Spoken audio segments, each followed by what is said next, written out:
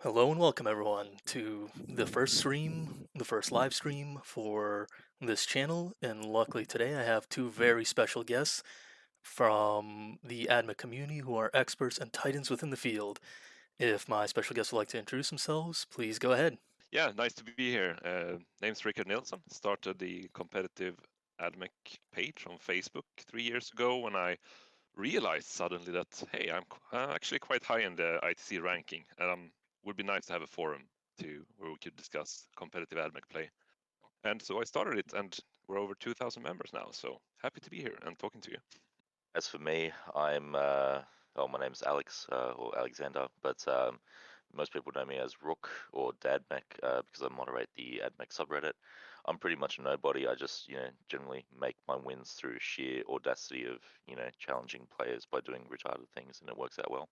Um, I don't think I'm anywhere near the skill level of someone like Rickard or some of the other members, but through uh, making weird lists, I've been able to get some good wins. So yeah, getting up the rankings right now, and yeah, happy to help out the community. Excellent, excellent. So obviously we all know the new codex has just come out. It's a very complicated codex. I guess the first question is obviously, would you say the new codex is better, worse, or comparable to the previous codex from 8th edition that we were using within 9th edition? It's a bit different. I don't know if it's worse or better or, or worse actually, but it's yeah. I'm currently sitting and magnetizing units I never thought I would use again. That's been on the shelf for a year or so. So we'll see. We'll see what comes out of this. What units are those? It's actually infiltrators. Yeah, To be honest, infiltrators with power swords. What do you know? oh Really, wow. that's interesting. I wasn't expecting power swords. Is there, I guess, what would be the reasoning behind power swords over taser goats? I think I like the extra AP, and I mean both weapons are damage one. Sure, you could hope for some extra attacks with the tasers, of course, but I think the extra AP outweighs it.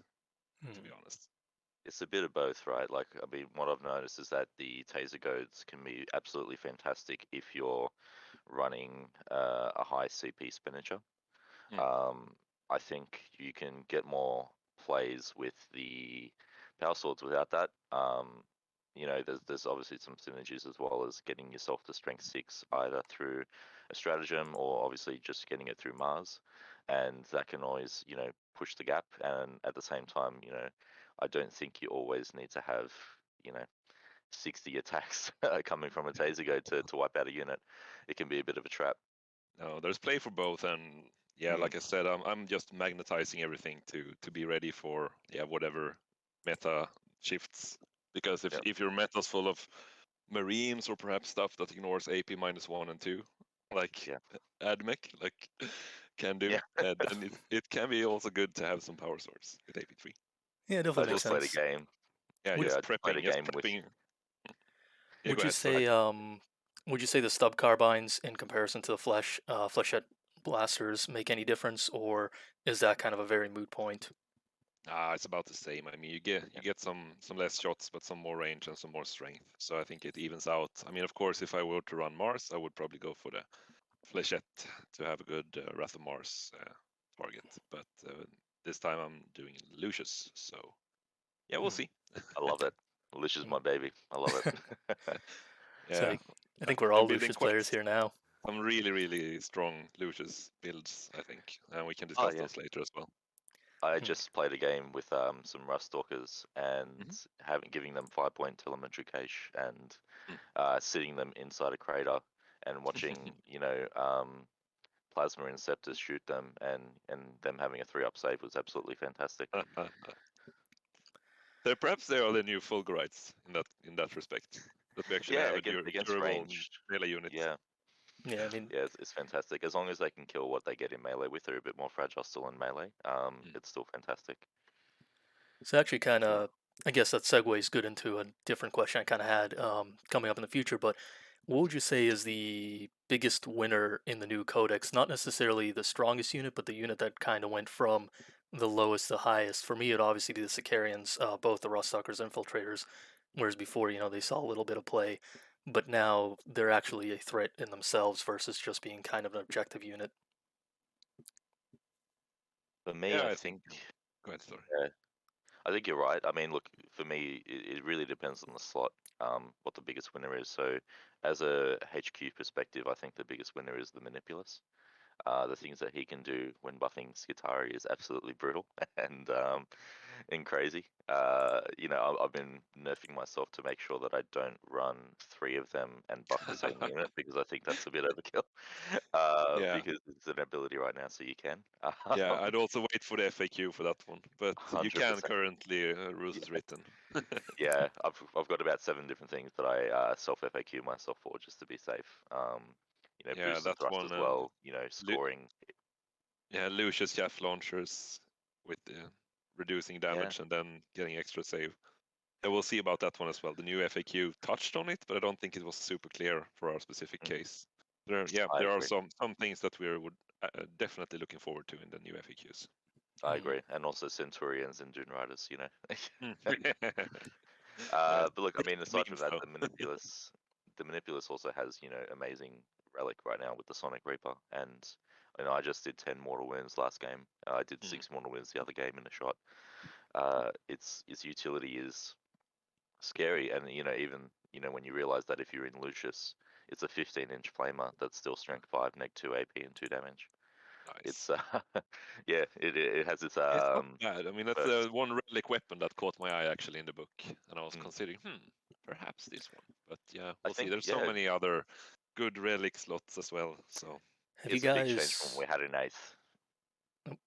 have you guys considered all, I guess, something I was looking at, and maybe this is a little out there, was have you considered all using the Dragoons with the Solar Flare to teleport them across, and then having the Skitari relic that allows rerolls and charges to try to get them into a heavy charge against the priority target or anything of that nature? I looked at that. For me, I haven't considered it yet just because I still think it's too risky. Um, on my end, right now, firstly, you'd have to make sure that you find a nice spot for them to deep strike and deploy. They'd have to also be, um, there's a solar flare, requirements in terms of, where you have to be within. And at the same time as well, it's a reroll of just a basic charge. I feel that the easiest way to get value out of them would probably be through something like Mars and just strategic reserving them and then getting the 3d6 charge, reducing the lowest. And then obviously being able to reroll that if need be. I think yeah, I that's agree. probably more consistent. The odds are not looking too good for just a rerollable 9-inch charge for sure. Yeah. Yeah, I You think a could 9 you could inch do it charge. instead. Yeah, it's tough. Yeah, I You think a could do it 9 inch instead with charge is something Gas and like a Robots. 20% success rate on Something like a that. single Yeah. roll. 27, I believe, and then if you're re-rolling it, it's still not high enough that you'd want to dedicate a strategy Yeah. to that And or 70-point models. even Ryza with +1, and if you go for full grites from Deep Strike, for example, it's 68. So it's not super good, even with the best we can do in Admech. 68 is good, of course, but and with a reroll, yes, but it's not super great. I mean, it's not in the 80s that you can get with like if you have +2 or 3d6 or anything like that. Yeah, exactly right. Like Raven Guards +2 and Mm. other armies. So how does that, I guess, how does the math change if, let's say, instead of Dragoons, you go with Castellans, because you have that Canonical that lets you roll 3 dice instead of 2, and then you can re-roll the charge in that as well. Oh no, you can't because That's that's right. a Skitari relic. No, you can. So what you can do is you spend CP right before you head off with the Solar Flow Relic to change them into their punchy profile. That gives rerolls of charge and also 2+ weapon skill. So what you can do with that is have a 3d6 charge, removing the lowest result, and if that fails, you can still reroll that charge. You have something like a 80 to 90% chance of success with that, which is quite good.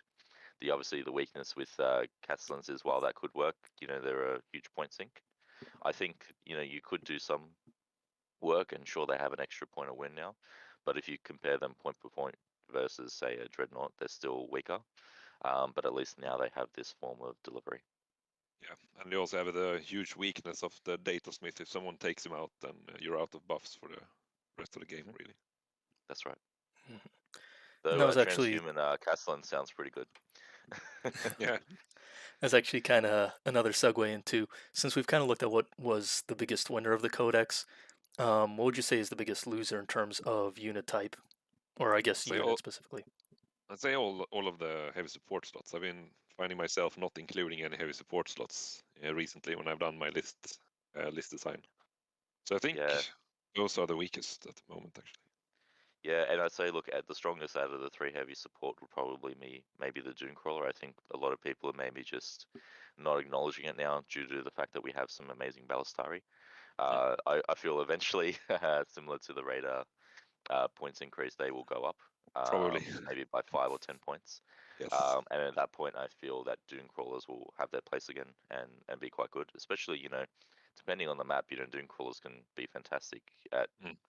wiping Marines, even if you just hide them behind dense cover the whole game, or, because the Phosphor obviously ignores all that. Yep. I think the shooting version of Castellan robots are probably the weakest right now. They're not intended to just sit there and shoot. I mean, you can even see that with their protocol. Their shooting protocol is absolutely horrendous. It's just Yeah. plus one BS. Um, so it's more or less something that you never really need, especially Yes. especially if you're just bringing, a HQ to give them some rerolls. As long as they're core, at least, obviously.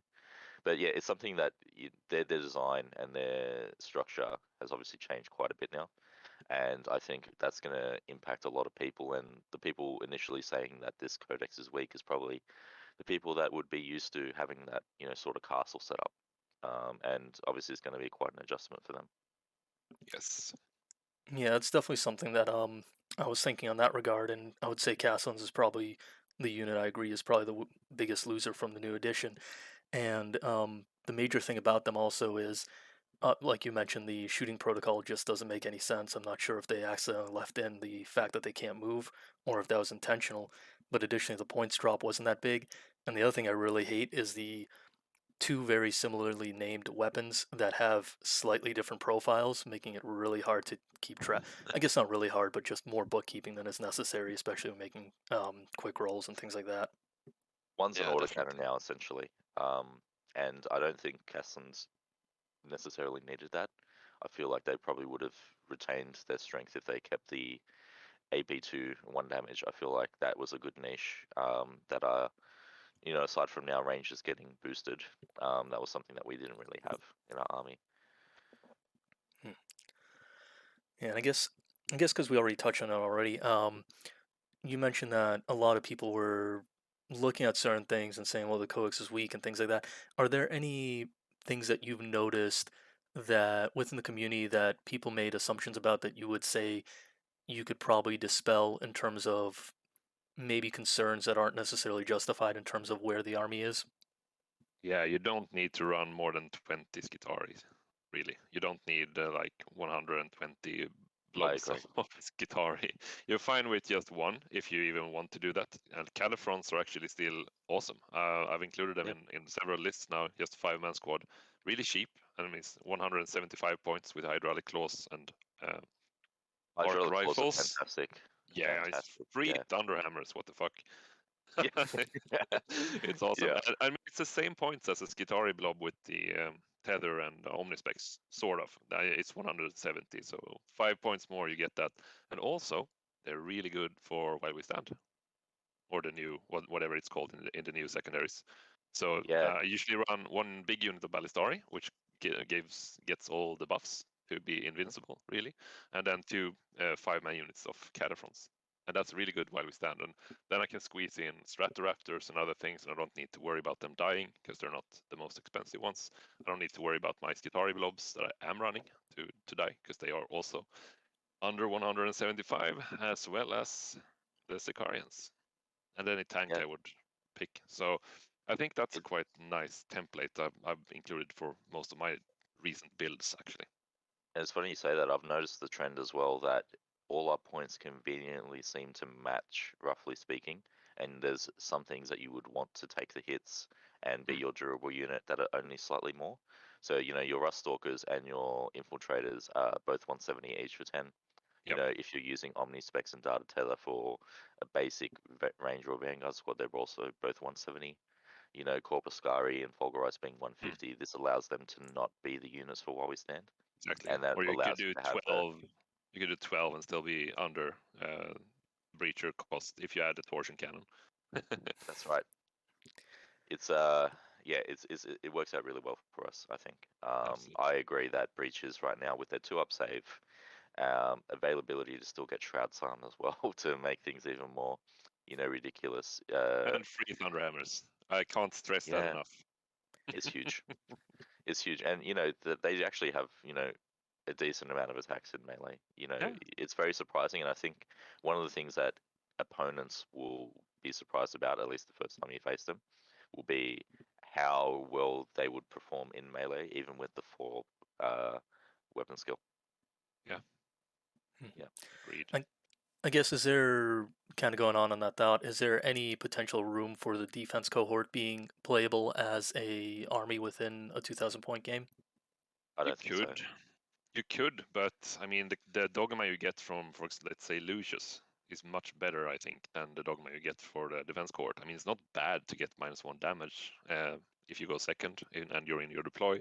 It's not bad to have it on in the midfield objectives either. And I think if I would run a defense court, I would also do it as Metallica because that unlocks a lot of stratagems, and breachers don't have any stratagems really. They have one stratagem in the current new book. So if you look at the Metallica supplement, there's lots of useful strats for your breachers there. So I would definitely go probably Metallica if I were to run the defense cohort. I would have to do something really silly with high risk, high reward if I wanted to run defense cohort. It would probably be something like a Lucius again, anyway, defense cohort that allows me to move 20 Fulgurites anyway in turn 1 to be right in the enemy's face Mm, with the 3d6 charge and hope to God that it works while I'm also popping in, you know, Castle and robots, breaches. I mean, look, the biggest issue that the defense cohort has is mobility. Another issue is that it doesn't have the units that you would want to use aside from servitors to do actions either, so it yep, limits you in terms of your secondary choices. Um, but I think the mobility is probably the hardest point. You know, the new scramblers makes it a bit easier because you can at least get 2 quarters and that's 4. Get 3 quarters, maybe that's 8. And quarters are easy to do at least in terms of delivery for the first 2 turns. the only Um, characters you probably want is a Dominus and 2 archaeologists, so you could get some I agree. breacher action going on. Yeah, you'd have to get that so you can get the shooting and actions Mm, at the same time. You know, look, right now we can use a dataless still. However, I feel that, I mean, we know that will eventually be fading. yeah, Mhm.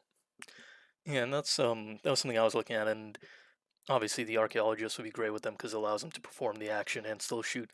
But additionally, one thing I was thinking about was gripping up potentially because you get that one toughness on 2 different units, while also being potentially able to really make use of destroyers within a defense cohort, simply because of that one stratagem that lets you fire within close combat as if you were a vehicle. And destroyers tend to be pretty soft to threats that might engage them within melee because once they're stuck, they have a harder time of getting out.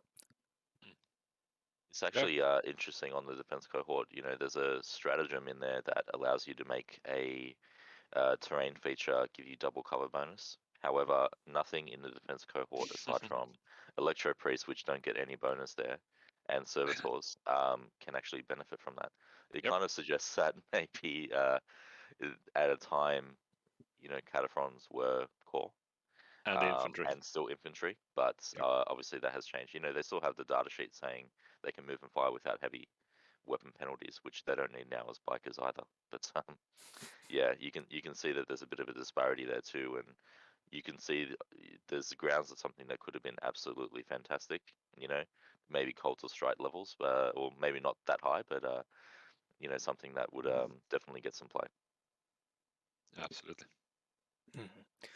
And definitely agree with that because it was definitely something I thought had potential, but it's definitely very restricting, especially when you realize all of our units pretty much have the Skitarii keyword, especially now with Skitarii being even better. I guess because we've already touched on it and everything, what would you say is the biggest winner in terms of Forge Worlds, and which one would you say is the biggest loser in this codex? Once again, not necessarily the strongest, but the one that moved up the most in terms of playability. Good Yeah, question. good I don't question. think there is. Yeah, it's a look. Lucius is probably the strongest right now, Yeah, alongside Mars. It really depends on your build. I think that the delivery and ease of play, Lucius and Mars are probably the easiest as well to get consistent output, whereas mm, the others are a bit more technical. Surprisingly enough, Agrippina I feel can be technical. Um, it's yeah. Look, I think the meta will shift this as well. When Grey Knights and Thousand Suns come out, you maybe will see Grya play. I think it still defines you more as a horde list though, and as Ricard said, it's I don't think we need 120 blobs. I've got two 20-man blobs, and even then, I think I'm pushing it. And then I've just got 4 or 5-man blobs just because I love the zone denial, and compared to my previous list of having 11 5-man squads, it's a bit of a reduction anyway. Um, I feel that look, I mean, look, anything can go. Like uh, Agrippina's had the biggest increase, I feel, from what it was, definitely. The new relic can really harass vehicles. The Dogma trait's great too, as it generally just gives you better melee, unless you wish to Overwatch. And the Neg 1 AP is very handy, especially if you were running something like a boat spam list. I feel like you could get some play because there's 16 Neg 1 AP shots, yeah. just Also rushing up great the board. for also great for the flyer spam if you want to go Yeah, that route. So you have all those I AP1 agree. stubbers. Yeah, the Fuselave's just doing it as well. There's 16 shots per model, Yep, and it definitely makes a difference. for sure. Yeah, so yeah, that makes sense. That's pretty much where I think I would fall on the line of that ideology. I would say probably Agrippina and Metallica are the two biggest winners. Obviously, Metallica because it was near unplayable previous to Warzone Caradon, and then that in Yep. addition to the changes. What I would you think say is? Oh, sorry. Go ahead. no, right. I think Metallica right now is probably grounds for the strongest Forge Rod. However, I think it's the most technical for us to play. So Agree. while I agree it's the strongest, I think what you'll find is that most people who wanting to play competitive will probably steer clear from it for now. And look, this could change obviously as we get used to the codex. Our skills will increase. But for now, it's just too easy for us to have an easier game, especially with a more would you say complex codex, by running Lucius or Mars. And even Lucius sometimes requires a bit of math. Some people, I'm looking at it sometimes. I go, oh, I get +1 here, and I get +1 there, and I get +1 everywhere else, and yeah. Agreed. Yeah, for sure. I mean, looking at the new codex, there's a ton to wrap your head around, and every moment I'm thinking of something new, and I'm jumping around everywhere on it. So fully I think this understand is that. why people are, loving the idea of 20-man ranges of Vanguard. I think it's easy and it's tangible to understand. And I think, generally communities will obviously latch to something that's tangible and also effective at the same time. So for them, they're thinking mathematically, hey, this is fantastic. Hey, this can kill Mortarian 35% of the time. Hey, all these different things. But the reality is you never really need it. There's never a point right now in the game or the current meta where you're versing equal 20-man squads unless it's, say, Necrons. And they're running a specific Silver Tide list. And sure, having your 20-mans versus their 20-mans means that you win the game automatically. But if you're versing any other matchup, I think it could hinder you a bit. I think having a variance is important. But yeah, due to the complexity, I think that's why people are latching to this 20-man blobs. Don't forget, you can still only do the stratagem once per round. So people need to kind of settle down a bit and make sure they're not going too crazy.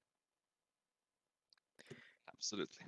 I think you touched on something really interesting there, and something that I always mention because obviously, whenever a new codex comes out, there's a certain strategy that is very popular, and even when a new edition comes out, we saw very aggressive lists doing very well, and since then they've fallen off a bit, and obviously that's because, as you mentioned, there's always this tendency to start with what's the strongest in the simplest way, and then it evolves as people figure out the control styles and things of that nature.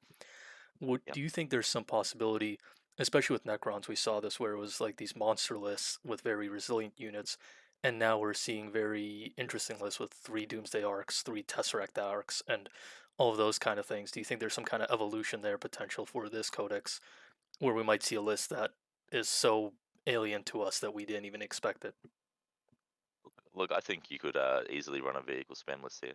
I think we definitely have the tools for it. The difference is we don't generally have as much of the durability as, say, Necron vehicle. Um, However, I would take our weapons over Doomsday Arc's random D6 shots and then D6 damage any day. One of my close friends actually plays Necrons quite a bit and always runs, double or triple Doomsdays. He's really happy about the new points drop. But I remember there was a game we played and I had 3 Doom Crawlers and he had 3 Doomsday Arcs and we just didn't kill each other all game, shooting at each other the whole time. Partly because of his defense, and secondly, I survived partly due to his low output. So I think we could do it. Our vehicles are obviously, quite cheaper compared to Necron ones as well. So I think there's definitely grounds that we could, make something happen there. And a lot of people discount vehicles right now, just thinking that it's all about their output. But at the end of the day, armies don't just bring anti-tank. So if they're not just bringing anti-tank, it means that you're able to have the army's output heavily reduced by winning on 5s and 6s. Yeah, and Lister's just received a slight nerf to their meltas, I think. So Yeah, that's true. Yeah. There's something they can do. I think they can put in a few melters in a 20-man blob. I think up yeah, to 4. That makes it yes, a bit scary. So you need to make sure you have some chaff clearing potential so you can get through to them, because guarantee they'll keep those ones alive last. of course. But there's so many avenues, and I think this is a great codex because I've found myself in the position multiple times where I just haven't had enough points to put what I want to put in. I think now Sulphur Hounds are absolutely fantastic and could be at least a B tier unit for us, but I just haven't got the points to fill them in anyway. Absolutely think we can still build swarm lists like some of us experimented with the last edition and so on. Or I not the agree. last edition, but last book. Well, yeah, Uh, I was running a brigade yeah, because I'm exactly. crazy. Lucius Brigade, and Yeah, giving my little Vanguard 5 up invulns for 2 turns minimum. It was nice. yeah, it was great fun. Cool. Yeah, it's definitely. I remember your list was one of the more creative ones, and I know Rickard was also a big innovator in the mixed Forge World list. Do you guys still think there's Definitely. a lot of opportunity to not necessarily mix within a detachment anymore, but have different detachments of Forge Worlds, or do you think that's something we're going to see less of nowadays? I think Problem for me is I want all of my CP. characters to be in the same uh, same Forge world because I want to buff one unit really really hard. So yeah, no, I don't think that we'll see as much mixed as we used to. Yeah, for me being obviously the um, I guess the lone sheep, being a bit weird, I am doing a double detachment of Mars and Lucius. My list is, it sounds cookie cutter. I think it's really simplistic in design, but I think that's important to start with. It's basically an outrider detachment of Mars, just with a marshal that has Exemplar's Eternity, so he gives rerolls of hits to 1 and wounds to 1, and then it's just 3 units of Balisari. And then followed by that, I have a detachment of Lucius, which has, 6 troops, some Rust Stalkers, 10 Petraxi Sterilizers, 2 lots of 3 Raiders, and a Fusilier. So a very simple list in design. The benefit I like of Mars is if I go second, I can pop Shroud Psalm and Bulwark on my Balisari to start with. And that means that even against las cannon shots, they have a 4-up save, which is fantastic. That sounds brutal. Yeah, it works out well so far. I've had 3 test games with it, and it's not been kind to my opponents. But to be fair, they've all been playing Marines, and the Balisari, love facing Marines. So yeah, Absolutely. What would you say, I guess on that thought, what would you say is kind of our weakest matchup now with the new codex, or what would scare you as an Admech player? What would you say is like our counter? I think Sisters will be our counter, and it's surprising that they're actually the one following us. Being able to hide still 4 melters within a 20-man unit is going to be really dangerous for us. You know, our Ballistari can fall, they only have a 6-up invuln. Neg 4 AP means that traditionally we are stuck on the 6-up invuln. And, you know, there's obviously high damage potential there. I think as well, as people are using big man blobs, the risk is that Repenchers can really dish out damage until we start moving ourselves away from strictly just having 20-man blobs and having also 5-man screens. That heavily reduces their effectiveness because it forces a charge into 40 points now, meaning that you can then just wipe them out afterwards. So it's a trade that helps. But while we're not building this way, I think that Sisters will be able to capitalize on our overconfidence in our build lists. Yeah, definitely. Meltas is a problem. Melters, that's it. Yeah, just melter things. You know, if Eradicators were around again, and really they're not around because people stop bringing things that Eradicators could shoot, um, that would be equally an issue, I think, as well. But I think it's a bit more pronounced with the Sisters list because they can hide them within 16 other wins. But we also have really good long range shooting, and we also have better board presence now with the infiltrators and everything. So we could Yeah. perhaps keep them back and keep them out of range. Because what was it they lost? Did they lose their extra range strat? Or I don't remember. They lost the Cherub sacrifice, I believe, for the 6-inch range. Oh yeah. Yeah. Just going. I mean, I haven't read the book yet. Obviously, because it's just come up for pre-order. But from the reviews I've seen, I believe that's what they have. Yeah. Do you think their potential? So one thing the sisters are getting that I saw was they're getting sort of a Wrath of Mars for flamers, though it's capped at 3 mortal wounds. Do you For think one there's of any their potential? specific. Oh, sorry, was that It's just for one of their specific. I can't remember what the word is for them, Ebon but Chalice, one of the orders? yeah, one Yeah, of the orders. Yeah. yeah. So that one was kind of frightening because you can potentially take a Seraphim squad, give it two hand flamers on one unit, and then 2 Inferno pistols, so you get the best of both worlds if Deadly's Ascent is still in the game. Yeah, I mean, look, there's also a stratagem they have that allows you to get max amount of flamer shots, I believe. If they've still got that. It's yeah, so look, there's something they can do there, but I think that's more or less similar vein of the Salamanders one right now. I think, you know, it's appropriately costed for 3 mortal wounds. You know, we're getting 3 mortal wounds right now just by moving a Fusilier over a vehicle. You know, so it's I feel like it's an even trade. I wouldn't be too worried about that. They still have to get within range. 12-inch flamers. If you have a screen that's 3 inches in front of your you know, with 4 inches in front of your vehicles, as an example, they actually can't even target your vehicles with it. Because they drop in, they're 9 inches away, +4, so they're just out. Yeah, I mean they do have. If again, I don't know if they've changed the stratagem. Was what they used to do before was there was a stratagem which I believe added 6 inches to the range of their pistols when deep striking. Oh So yeah, that was It's something it's too. gone. Oh, it's gone. it's gone. Yeah, Yeah, it's I gone. mean, look, even if they had it, you know, if they're spending all that CP to deliver those 3 mortal wins, I'd say props to them. You know, I think that's more than balanced. That's true. I mean, it was an interesting unit. I definitely was Yeah. excited to see some of the sister changes as well. Especially On since that, actually, yeah, go on. Sorry.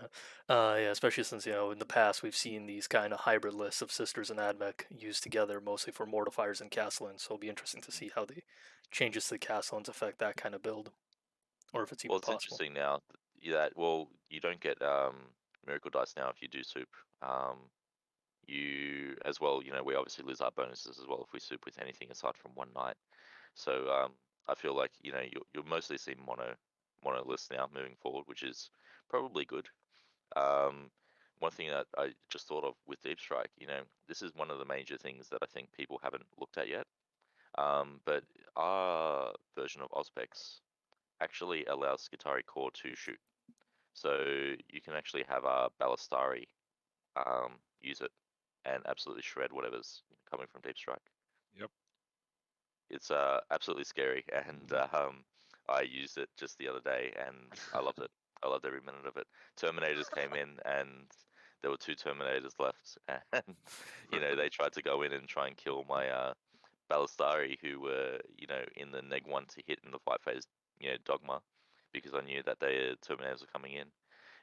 They did nothing. They got one Ballistari to 2 wounds, and then I even killed one by doing just the regular stomps with the Ballistari. And even if they do get into combat, we have much better just protection in general with the extra armor save, the Doctrina. We can fall back and shoot. We can shoot into combat still really effectively with rainment. Yeah, Yeah. we don't really need to be that scared anymore of stuff like coming in, touching our Ballistari. And I mean, if you ignore AP -1 and 2, then okay, you got lightning claws, and it's not the 3rd round, and you're coming at me with your Vanguard veterans. Go ahead. I don't really care. Exactly right. And then you have also you stack on transhuman like that as well. Yeah. Fantastic. There is one weakness with our transhuman. It's not reactionary, and it sounds like that is a good thing. But if the means that as an example, I run 3 units of Ballistari. Let's say they're all in Lucius, and I make one of them have transhuman on them. They can still get attacked. It just means the enemy will just not shoot them, and they'll shoot the others instead, because the others aren't protected, and they know that from the start of your command phase. Yep. But on the plus, at least it lasts until our next command phase, which is fantastic. I've been having fun doing that now on just my Ranger blobs or Vanguard blobs that I deep strike with Solar Flare, and giving them ignore neg 1, neg 2 AP, popping them in dense terrain, so there's neg 1 to hit them as well, and all these saves and all these saves, and if the enemy is doing 1 damage as well, another save again, and they just don't die. I had about 700 points shooting at them. I lost 2 models. Yeah, it's probably one of the strongest combos now with Lucius is to just Solar Flare, 20 Vanguards fully buffed, and just stand somewhere, not die, and then Yeah, I mean, look, For even sure. if they don't do output after the first round, I found that I had, an enemy unit's Raven Guard's Blade Guard having to push back to try and kill me. Yeah, and you don't really need to just go like up the field so far, because you have 18 plus 6 plus 3 range on your Vanguard, so you could even just hold them back in the midfield, and that way you could still get your buffs on, perhaps, if you string back for the next turn. And I mean, you have to fly forward with someone with the Solar Flare together with him. I found that I think I want the Dominus to do that. I don't know. What do you think? Who's your Solar Flare guy? My Solar Flare guy's just a cheap Marshal at the moment. The rerolls ones don't really do much, especially if you're using Vanguard, but I find I figured that I just having wanted the cheap to point. just fish for rerolls to hit if I'm going to use the strat anyway, so that's why I picked the Dominant. And that makes more than enough sense. For me, I sometimes, or half the time, I run Rangers up there. It really depends on the matchup and what I'm facing. Of course. So for me, I keep it cheap. I actually have 0 Dominus in my list right now. All I have is 2 Marshals and 1 Manipulus. In fact, the Manipulus is the only Cult Mechanicus unit I have in the whole army, which is really weird. Yeah, I'm we'll see what happens. I mean, look, it's all tests. I know I can obviously tune my list to be a bit better. I see the potential in all of our HQs right now. I think they're all fantastic, and also, Cataphrons I think are fantastic too right now, as well as all flavors of Electro Priests. I was a huge advocate of Corpuscari for the last year. Nice. Since Engine War, and really they're in the same state they are right now, except now they also have a targeted smite. They can also make enemy units fight last. It's fantastic. Yeah. Yeah, definitely. And speaking of HQ choices, where would you say Cawl kind of ranks nowadays? Because he used to have a very unique playstyle, but I think he can't really do that anymore, though I think he is potentially what I'm thinking maybe with Cawl is something like Cawl escorting 20 Corpuscari priests, for example, or something of that nature. Yeah, at the same time, you don't really need his full array of giant rerolls with them. Just because they're already hitting on 3s, they ignore the penalty modifiers completely. I think having a 180 point sync to deliver that versus say a 75 point Sync allowing you to have 100 points elsewhere in the list is probably better off. If he was say 160 points and also he had a non-blast weapon, I would maybe consider using him in some lists, especially if you're running a multi-detachment, because his rerolls don't have a Forge World lock. Agreed. Aside from Yeah, I that, think that's yeah, a lot of people perhaps were used to running him and Castellans, and I mean that was a nice intro army list into I Admech agree. in the previous edition, and that's perhaps why people think it's so bad now. But you really just have to evolve and think and just evolve your game, because it's I agree. there's so much more than just Yeah. Castellans with Cawl. I still think it's super silly that he can't fire his blast, because it's a blast weapon. He can't fire in melee, and he only Yeah. has a 12-inch range, and you want him to be within half range, so you want it to be within 6. Um, so it's an odd scenario. He's in a bit of a weird spot as a result of that. Yeah. Look, 180 points, great. I think that helps, but yeah, I think he needs to be slightly cheaper. He needs to essentially be the cost of 2 tech priests, for me to consider using him. And right now he's just a bit too much.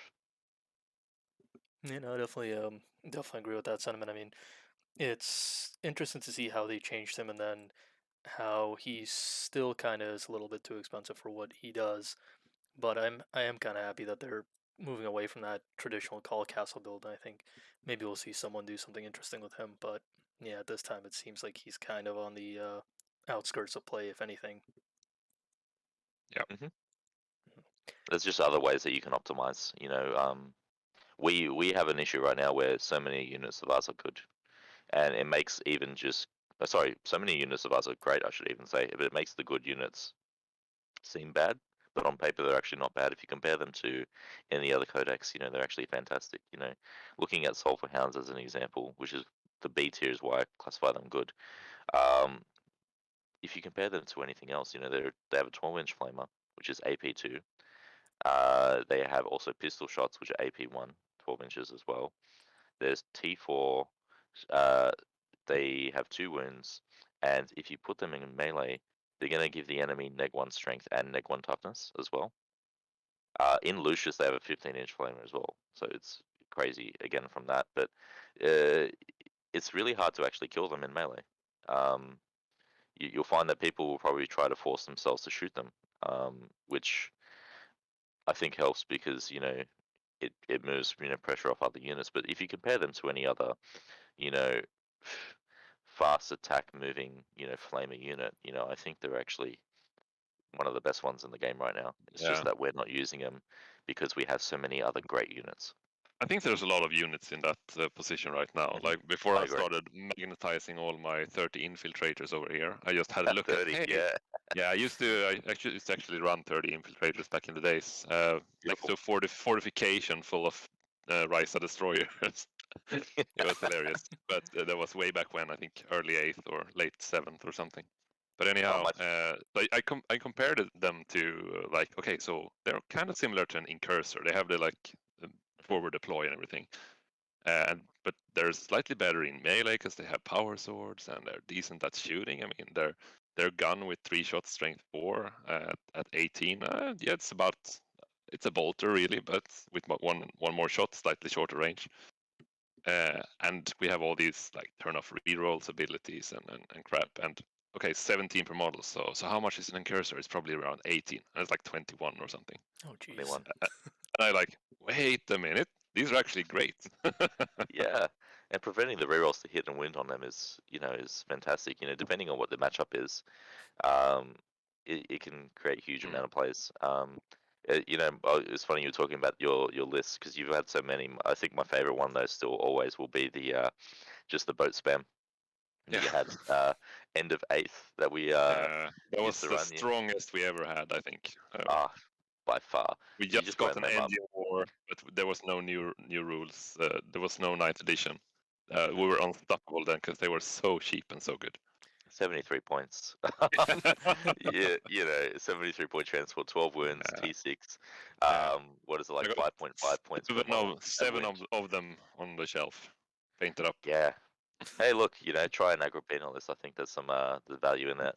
Absolutely. Um, But yeah, I just loved it, and then you could suicide charge them as well, and then blow them up later. Block off line of sight, block off, pathways. They were just, before you could move through ruins. Mm, mm, These were the winners, yep, by far. But yeah, absolutely. Yeah, they're definitely one of those units that when they got the points change, everyone cried the sky was falling, and then we still saw three destroyers or disintegrators in every single list anyway. So yeah. Absolutely. So I guess since you guys are both kind of known for having very creative lists, obviously with Rook's million Vanguard list and Rickard with 2 million. the multiple mixed Forge Worlds, what would you say is like something not necessarily something you think is going to be good, but something you really want to experiment with and some kind of like heretical build that you want to try out? What's the most exciting thing for you in that sense? For me, I think it's Ryza. Just adding Yeah. like waves of ways of just pressure and just Mhm. never mind if stuff dies. I'm just gonna keep you in your deployment zone. That's my mission. And then how Yeah. you can build around that. Obviously, you should splash in some Lucius and perhaps splash in some Digis as well. I don't know. I'm experimenting with it, but I think that just having these big infiltrator units is quite nice actually. Yeah. You could. Because I mean, it's so annoying to face like mandrakes when you don't have forward deploying stuff, but ours can actually do something.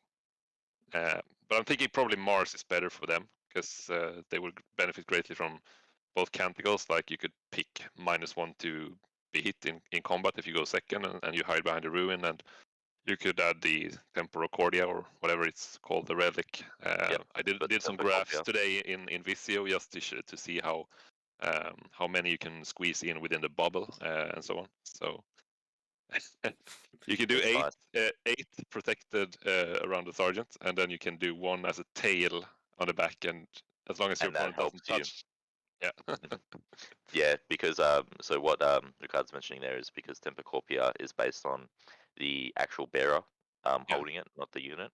So you need to make sure that the actual bearer of that is within 3 inches of the Mm. charging unit, so that way you can make them fight last. So yeah, it is interesting. You make this kind of weird like circle/diamond Yeah. formation with the one little guy struggling behind, Yep. and that allows you to obviously just ensure that no matter what, you can make someone fight last. Mm. Yeah. For me, on that note, I think Stygies will be a fantastic contender for just being up in the deployment turn one. It's the thing is, it's high risk, high reward. If you go second, you're hating life. But you could have three units of infiltrators just coming up straight away anyway. Uh, you could have the 2 forward deploy. And I think that's really scary depending on what you're actually forward deploying. You know, uh, there's a whole bunch of different things you can do, but it's obviously infantry locked, so you just be running those. Whereas with Riser, you could maybe just like rush things up the board like dragoons as well, or anything else. Yeah, I think in Ryza is probably first wave of infiltrators, perhaps Yep. even. Yeah, I don't think the drop, like the Fusillade drop or what it's called, the transvector drop. I'm not sure. Uh, Have you given that some thought yet? I think that's probably our biggest loser. Yeah, probably. Because I was thinking, The like, only hey, you could probably only get 3 anyway because of the rule of 3, right? Because it doesn't say that it's in squads of 1 and 2. It just says you can get an extra version of the well, sheet, really. it's still a transport, so you should be able to bypass the rule of Ah, 3 it's a anyway. flyer though, sadly. Yeah, I don't think it's in the Is it dedicated actually under transport as a column. flyer? Yeah, Wow. it's Okay. the There you go. flyer. That's how little thought I've So given it. yeah, so I It's a mean, you could only do that once, like buy an extra one. So you could never do the combo with more than one pair, because it's still gonna the rule of 3 is still gonna kick in. Even if you can take one additional, it won't fill up a slot for you, but it's still another instance of that datasheet. So yeah. you can't do more than 3 anyway. So it's only one thing you can do. And I mean, guess the worst thing you could do is 12 Vulgarites or like 11 and a buff character. Yeah. And in Mm. saying that, it's still, that's 220 points of your list. I think they need to have an additional rule that they forgot to make them playable. Firstly, you need to keep them within 9 inches of each other, but if you had them only 9 inches away, you'd be out of coherency with your 2 units when you drop them. Yeah. So you'd actually kill half your units if you failed the charge, because then you wouldn't, be in there. You'd have to get them closer, but due to the wingspan of a Fusilave, or Archaeopter, I should say, not Fusilave. Mm. It's really difficult unless you're maybe putting them on this weird kind of angled approach. I just don't think it's worth it. I tried even experimenting any use of it, thinking, oh well, hey, look, they have a command uplink. We can uh, use them as a catalyst, then provide buffs to whatever's popping out. But because that's in a command phase, generated, they still Yeah. don't get that benefit anyway. No. I think that's probably our biggest loser in the codex, to be fair. Probably. If Yeah. you had to make any one change to the transvector, what would it be to make it playable? I would make it so you can. Firstly, it's a Just give 6-inch it deploy or out of just it. give it the 10 transport capacity and just Yeah, get rid of that rule. yeah, Seriously. yeah. A complete rewalk would probably be the most sense. But if we were doing a small change, I'd make it so you can disembark 6 inches out, still being, and yeah, that's it. Because you can fly in and maybe make it so they can disembark at the end of the turn. If they did that, that'd be fantastic. You can just fly them in, Mm. drop something in, be 3 inches away, and then charge. Um, that would, I think, make sense for what it's supposed to do. What if it could carry 2 Castellan robots or 4 Castellan robots? It was funny in one of the articles. It looked like there was a Castellan robot holding onto the leg of one. Oh no, no, sorry, the leg of the transvector holding onto the Castellan robot, and it was just like sliding around. Had his legs kind of up and just shooting. And I thought, man, that would be a killer conversion. I really want to see that. But What if it could uh, carry centurions though? yeah, well, it can right now, right? I think it's the same keyword. Yep. um, So, 6 Centurions doesn't sound too bad. Maybe 6 aggressors, depending on what you're fighting.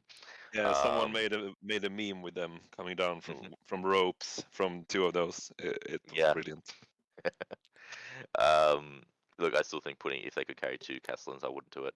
If they could carry, 5 Cataphrons, I'd consider it greatly. But at the same time, they're more of your backline protectors. You don't really need them to outflank or anything like that. So I'd still say that given their points cost, I'd be more inclined to not use them. There's so many other things like we mentioned, the good versus great, and even this isn't good. So it would be on the bottom of the barrel for my consideration. Yes. Just sad that the drills lost canticles, because otherwise they were quite nice with Ryza, so they could also charge in, not just have the +1 to charge, but have the 3d6 pick the 2 3d6. highest as well. But now that they can't, they're a bit less appealing for Ryza, I think. Otherwise, you could do some nice like second turn charges with a lot Mm-hmm. of things, and using strike last, strike first, and all those different relics, or splash in an Inquisitor and have a lot of different units strike last. Because Yeah. how is it now? Like, can you still interrupt, or did they clarify that as well? You're talking about interrupt Yes, if you're going last, or yeah, if you have a rule that says strike last, can you interrupt then, or is that just no, you can't. no? It's other question. Okay, cool. Yep. Yep. So it does help. Mm, If you're striking first, so say you've charged and then you fight last after that, then you can still interrupt because you just changed to normal priority. yeah, um, which you might want to interrupt depending on the scenario because the defender would go first. true, true. So yeah, it's a bit of something where you have to be mindful. Yeah, because I used to run 3 boats of Fulgurites in a mixed detachment, and Mhm. a lot of times when you didn't think too much, I mean, you threw sometimes all 3 units in, and one did its job, the other one got interrupted and died, and the third one, yeah, was okay as well. But if we can avoid that, and we can actually have multiple charges per turn with Ryza, if we can turn off, or if we can make people strike last from multiple sources. So, Well, there's 2 sources we can have at least, so that means yeah, that we exactly. could, yeah, use the first one to definitely do the Mm, attack, and then have the others, fall in. yep. Yeah. Very interesting. So it seems like we're mentioning a lot of Forge Worlds here. We're mentioning, Ryza, Agrippina, Metallica, all these Forge Worlds that used to not be very playable, are now kind of becoming a little more mainstream. Where would you say some of the custom Forge Worlds stand, or what uses could they have? Because it seems like they're not talked about as much as they were when they were first introduced. Well, the one that buffs the Vanguard shooting, I think, is a bit interesting. That's that. You could reserve like a couple of units of Vanguard and for quite cheap command points, and just have them come in and all of them be -1 AP and Strength 4, which is still usable, or have some deploy Very usable. on the board with Manipulus to give them even more. The problem is, I guess, delivery, so that's why I would outflank them. I think. Yep. Because I mean, with Lucius you can teleport them. And apart from that, I guess the one I looked at was the just for the flyer spam list with the 6 flyers. Then just reroll all the Cognis weapons and 6 up Feel No Pain is probably a good contender as well for the flyer list. But I think I prefer Lucius there because then you can also splash in some nice other elements to use with the Solar Flare, and the Dogma is still really good for flyers with Lucius as well. But it's a contender for the flyer list for sure. Yeah, I think, look, if Cataphrons were core, the 8-inch move that you could get for them would be absolutely fantastic. That would make them a serious threat. Alas, they aren't core, and with their battlefield role, you don't really need them to move up, provided you're running other Skitarii. The only time you would want that is if you were running a defense cohort, but then you would lose the bonuses for that, so you wouldn't be able to get them. True. So yeah, for now, the role is heavily defined, and you don't really need them to be that highly mobile force. So yeah, for me, I think I agree with everything that's just been mentioned, really. Yeah, it makes sense. I mean, it is kind of interesting to see that the Data Horde one lost the Cataphron buff for the arc rifles. Didn't seem like it was that That makes broken, sense. but it was Look, I mean, definitely. It with the was new really good. the new It arc was. arc rifles right now, it would have been broken. I can say that for sure. 2 shots each. Unit 5 has 10 shots. 5s and 6s. Get an additional hit anyway. So it's 2 hits for every 5 and 6. Um, you're getting yourself quite a large amount, and then you're always winning on 4s to vehicles at the bare minimum. With then flat 3 damage, it's very scary. Yeah, that used to be the problem when you couldn't roll 5s and 6s and you couldn't hurt anything in the last edition. Yeah, it was something interesting I found about last edition actually, or I guess current slash 8th edition Codex and 9th, was that when I was looking at the Cataphron list, the only one that had actually placed in first was a Mars list and not a Data Horde one, which kind of surprised me. +1 strength. It's Yeah. just allowing them to win on 4s. Yeah, it's a huge play. Yeah, it was definitely something. Let me see. Sorry, I kind of lost track a little bit here. No, that's fine. It's you're looking at the codex. That's fine. Yeah, no worries. Look, I got everything here. um, yeah. Let's see. Uh, So I guess again, we've kind of covered a lot of things here. I guess what would you say is the easiest way for a player to kind of like a new player or a moderate player to approach the new codex? Because obviously we mentioned some of these easier strategies to get into, but what would you say is like especially for a new player, what would you say is the easiest way to tackle the codex from beginning I to would end? I would try to be methodical and like select one Forge World, one battalion first, and try to make Yep. the most of that. And also like just go through the different warlord traits and relics and holy orders and like do like put it in in a special slot. Okay, this is useful. This is crap. This is useful. This is crap. And then you can just narrow out like half of the codex really, because you're not going to be interested in that stuff. And then just go from there and see what's left. Okay, so you want 2 holy order traits. Okay, because they buff the Ballistari unit that you want to run, or your big robot unit, or your Skitarii spam that you have in mind, and you just try to build from there and see where that leads you, I think. I agree. It's all about keeping it simple. Don't use a bit of everything. I think that's the trap right now. Whereas there are amazing combos and different scenarios where you'd want this or you want that or you want everything else. But if you get into that web way, you end up having a list that if you forget something, you're greatly hindering your performance. I would try to keep it as simple to the point where, hey, if you're going to be using some sort of melee unit, you would use the same melee unit a few times. You're not going to have 3 different melee units as an example. Building your list so it's simplistic in design, it's easy to remember and recall, and then that also then streamlines you a certain list of stratagems that you would use, or relics or warlord traits, as previously mentioned. I think that's going to allow you to uh, have a better time. similar vein to having the same Forge World, Yeah, and also one go with detachment. what you have in your collection really at Yeah, the moment, and try to optimize that. I mean, because that's really what you're gonna be. That's your resources really. So, and then you'll accumulate it over time. And I can really recommend that, having collected Admech for a couple of years now. I mean, having these 30 infiltrators that I bought way back when and tried once and failed once or miserably. twice. It's quite nice now to have them here, and then just magnetizing them so I can run them as rust stalkers or whatever. Just digging up all those transonic blades in my bits box, The and then just blades are so actually, much better right now. Yeah. yeah, definitely.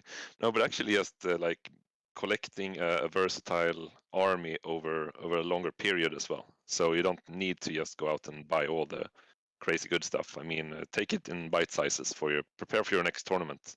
Splash I in, agree. like look at your calendar. Okay, so what can I reasonably paint up until that time, and set some goals and build a list from that. I would say Yeah. as well.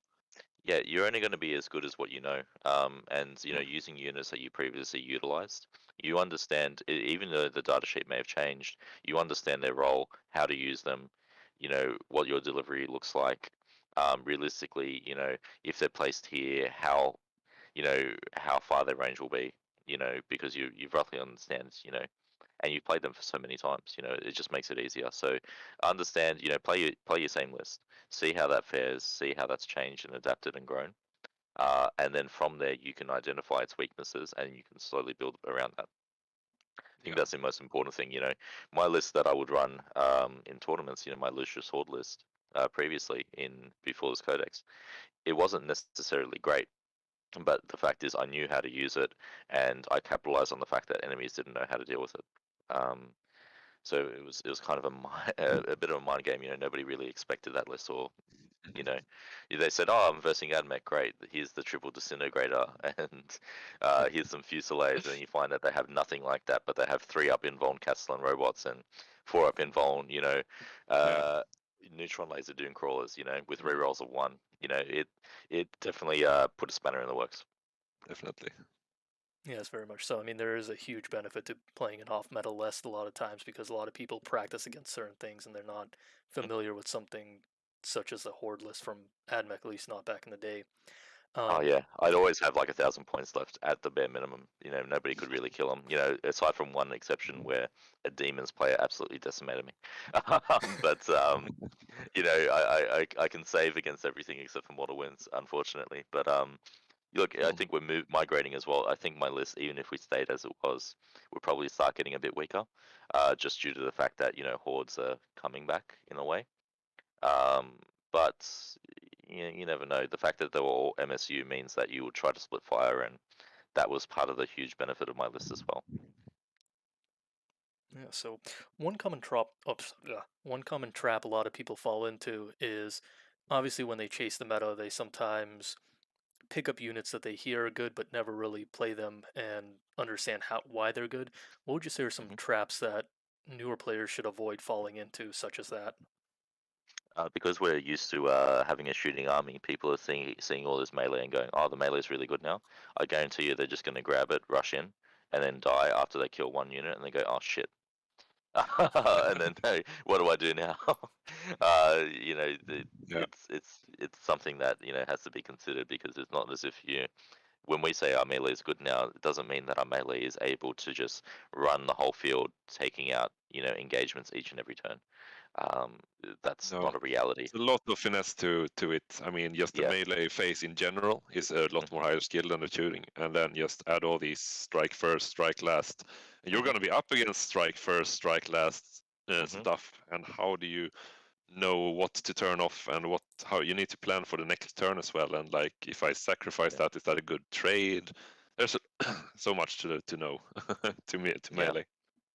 Yeah, and it's another avenue where you're trying to force the enemy player to use their CP inefficiently as well. Mm. So you're trying to do these plays and decisions where people, you know, oh shit, I really need to deal with that, or CP expenditure, it makes a huge difference. I love making people waste CP. I'm all about it. Because I think that's what can make me win a game.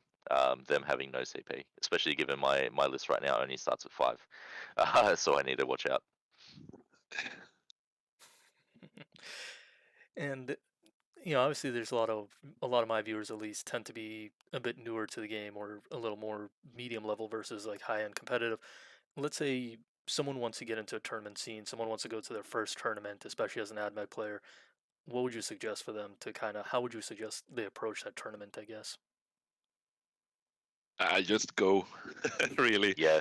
Take whatever I mean, we've all been new and we've all had our asses kicked in Mhm. tournaments. It takes a couple of years of practice and some determination to get good at this game. And the more you go to tournaments, the better you will get at tournaments. Yeah. Be Practice. respectful. Have fun. Bring something that you know. Don't just bring a new flavor of the month because you will get punished for doing it massively in terms of people outplaying you. So yeah, just bring your baby. Try to make your baby work, and be respectful to others, and you'll just have a great time. You'll make some good friends as well. Um, and then you get pools of advice. You get kind of excited and also dread when you have a mirror matchup. But on one end you have someone to talk about your toaster boys with, and you can learn strategies for. On the other end, you're like, crap, they know everything about my list, and they also they're a strong army. We're a formidable faction even before this codex. For sure.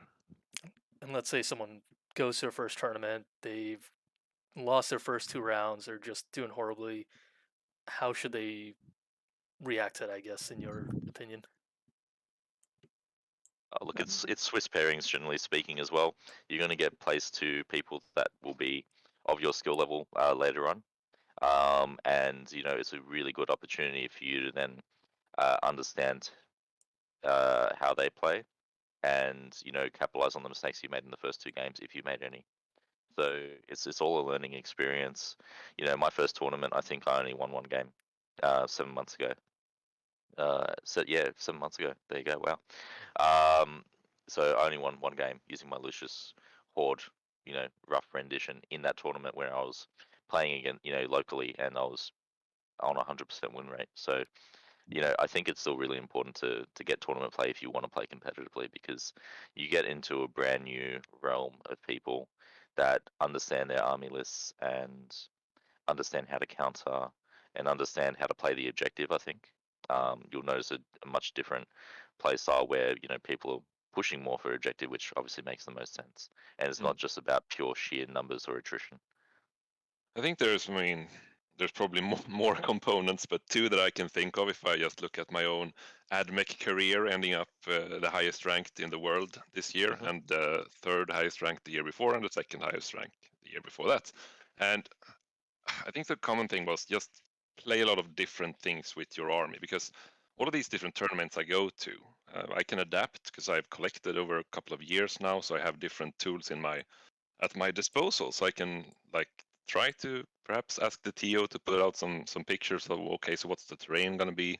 Just an estimation. Is it going to be heavy or light, whatever? Who's coming to the event is also quite nice, but you don't need to worry about that when you're new. But just bring many different things over the years, and you will learn your army outside and inside.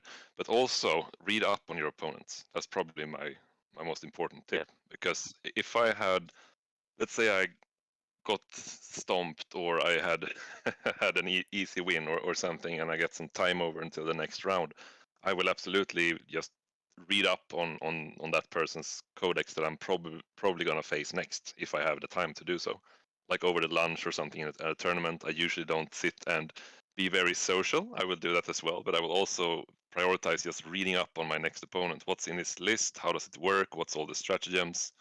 How does everything work? And several occasions, even at like invitational high ranking tournaments, I've caught people using the wrong rules against me. Mhm. It happens a lot. Which, I've had oh them yeah, too. yeah, absolutely. So being able to call that saved my ass so many times. Hmm. Yeah, for me as well. It's also just helping the community. I know so many people in tournaments, because my most recent tournament I had to face Admech twice, pre-codex, and so many people were still using the divinations of the Magos trait with the exploding sixes and treating it as if it's units within six. You know, It's and I was models. just, it's models. You know, the amount of times I would forego it just because I Yeah. was lazy with a Vanguard unit because I knew I only Mm, had 2 in range. I just be like, yeah, I don't even care about the sixes. Then I mm, rolled 8 mm. sixes, and I'm like, oh crap. Um, but yeah, you know, there's little things like that. There's little gotchas, and you know, I think people get it wrong. Even, you know, you might miss some even in your own codex.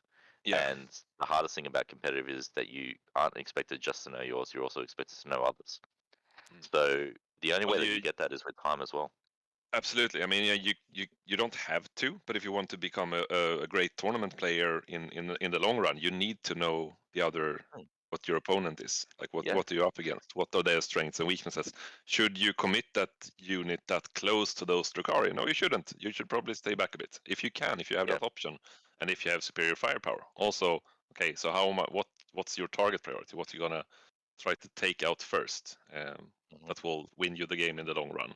Keep your Hmm. damage output alive and stuff like that. And Yeah. that comes with practice. And tournament Yeah. practice is great because you're gonna play against so many other things than just your local friends have Yeah. access to. I mean, don't be afraid to ask the opponent questions as well. Like, you know, Mm. if you be respectful, you know, and that's, you know, the general rule, don't be a dick.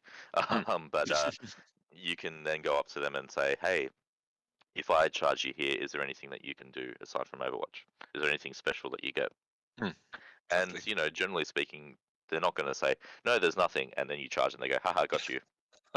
You know, I haven't really met anyone like that. No.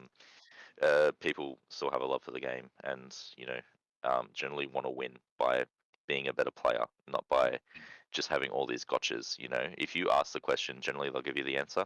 I feel like that's something that people kind of get scared to do in competitive. They think it's really cutthroat, but I'd say 80% of the time, you know, most of my games have been, you know, quite lovely and really fun. Yeah, for sure. Yeah. Even more, I think. I mean, the better you become at the game, the more Hmm. you will like have integrity, and Yeah. you will learn what to tolerate and what not to tolerate. You will also, Hmm. once you know the rules better, I mean, if you play someone, if you know your rules 100%, they know their rules 100%, you both know a bit about your respective rules. It's going to be a really Yes. enjoyable game. I mean, Yeah. the one times that I had a bad experience in tournaments is when I face someone who perhaps is new into the hobby and who Yeah. doesn't know things and who has not don't know what to ask and who also doesn't know their own codex. So I need to explain to them how their rules works, and that can be a bit just frustrating for them to have that I think experience. one other thing I would note that is the biggest advice to give for competitive play is really work on your timing and speed before you start. You know, I faced someone who had a 40-minute movement phase the other day, which is absolutely shocking in a tournament format as well. Yeah. Um, and you know, which is crazy because they had maybe about 11 units. Mm. But Uh, also accept that you might be slow to start with, and yeah, it's okay to and that's time it. out as long as you just bring a chess clock and time yourself, and Hmm. no one will be I agree. upset. And Yeah, it's mm, I agree, and part of it as well. If you end up having, you know, a lot of the similar units, and I'm not saying spam, because I think spam, you know, has a different connotation to what we're talking about. But you know, if you're just starting to get used to the game and used to the complexity of this codex, there's a benefit to save you time and also increase your general performance by not running a whole bunch of different units. You know, like you're not going to run a unit of infiltrators, a unit of rust stalkers, and a unit of fulgurites. You know, you'll you know, generally run one type of unit, and yeah. that fills that role. And just having that, and then making it so, hey, cool. Now my list here is one unit of 20 rangers, with also two other 5-man units of, you know, rangers and another 20-man unit of vanguard, right? Hypothetically, then I have 3 units of infiltrators. Then I have, you know, 3 ballistari and 2 dune crawlers. Great. There's a core list that's easy to understand because you only have 5 different units that you need to keep track of. Mm. Um, Things like that will help, and it greatly helps your speed as well because you generally just do the different unit types all in one go. You know, you'll do them in an order. So with me and my vanguard, you know, I practiced my speed because I had 26 units on the field. So I needed to make sure I practiced my speed, and I could do my movement phases in 5 minutes. It was just bam, bam, bam, bam, just get it all done. And I'd make sure that I just did all my Vanguard in one turn, then I'd do everything else, then I'd keep going from there. Make sure that you have little counters if you need to remember things. So for me, I had to advance all the time, so I just put a little counter, which was just a little black dice, just to know that they advanced. So that way it's also easier to remember which one had to shoot with penalty, which one didn't have to shoot with penalty, things like that, and your opponents will appreciate that too. Yeah, I'm gonna try to make small little counters for all our different abilities. We need it right you can now. have yeah, definitely. So like a little flag, I think, a little flag on each guy who has a relic or ability, just to like state this is what this guy does, and then he has little flags that he can move and put next to units on little bases. So like, yeah, he now command phase. And I have a different color for all the command phase abilities and a different color for all the auras. And that should hopefully help both me and my opponent understand this complex book. Like, what the hell does it do? Everything. And when does it do it? I forgot my command phase in my last game for one of my turns. I even forgot actually bringing in my Patraxi for a full game, which is pretty funny.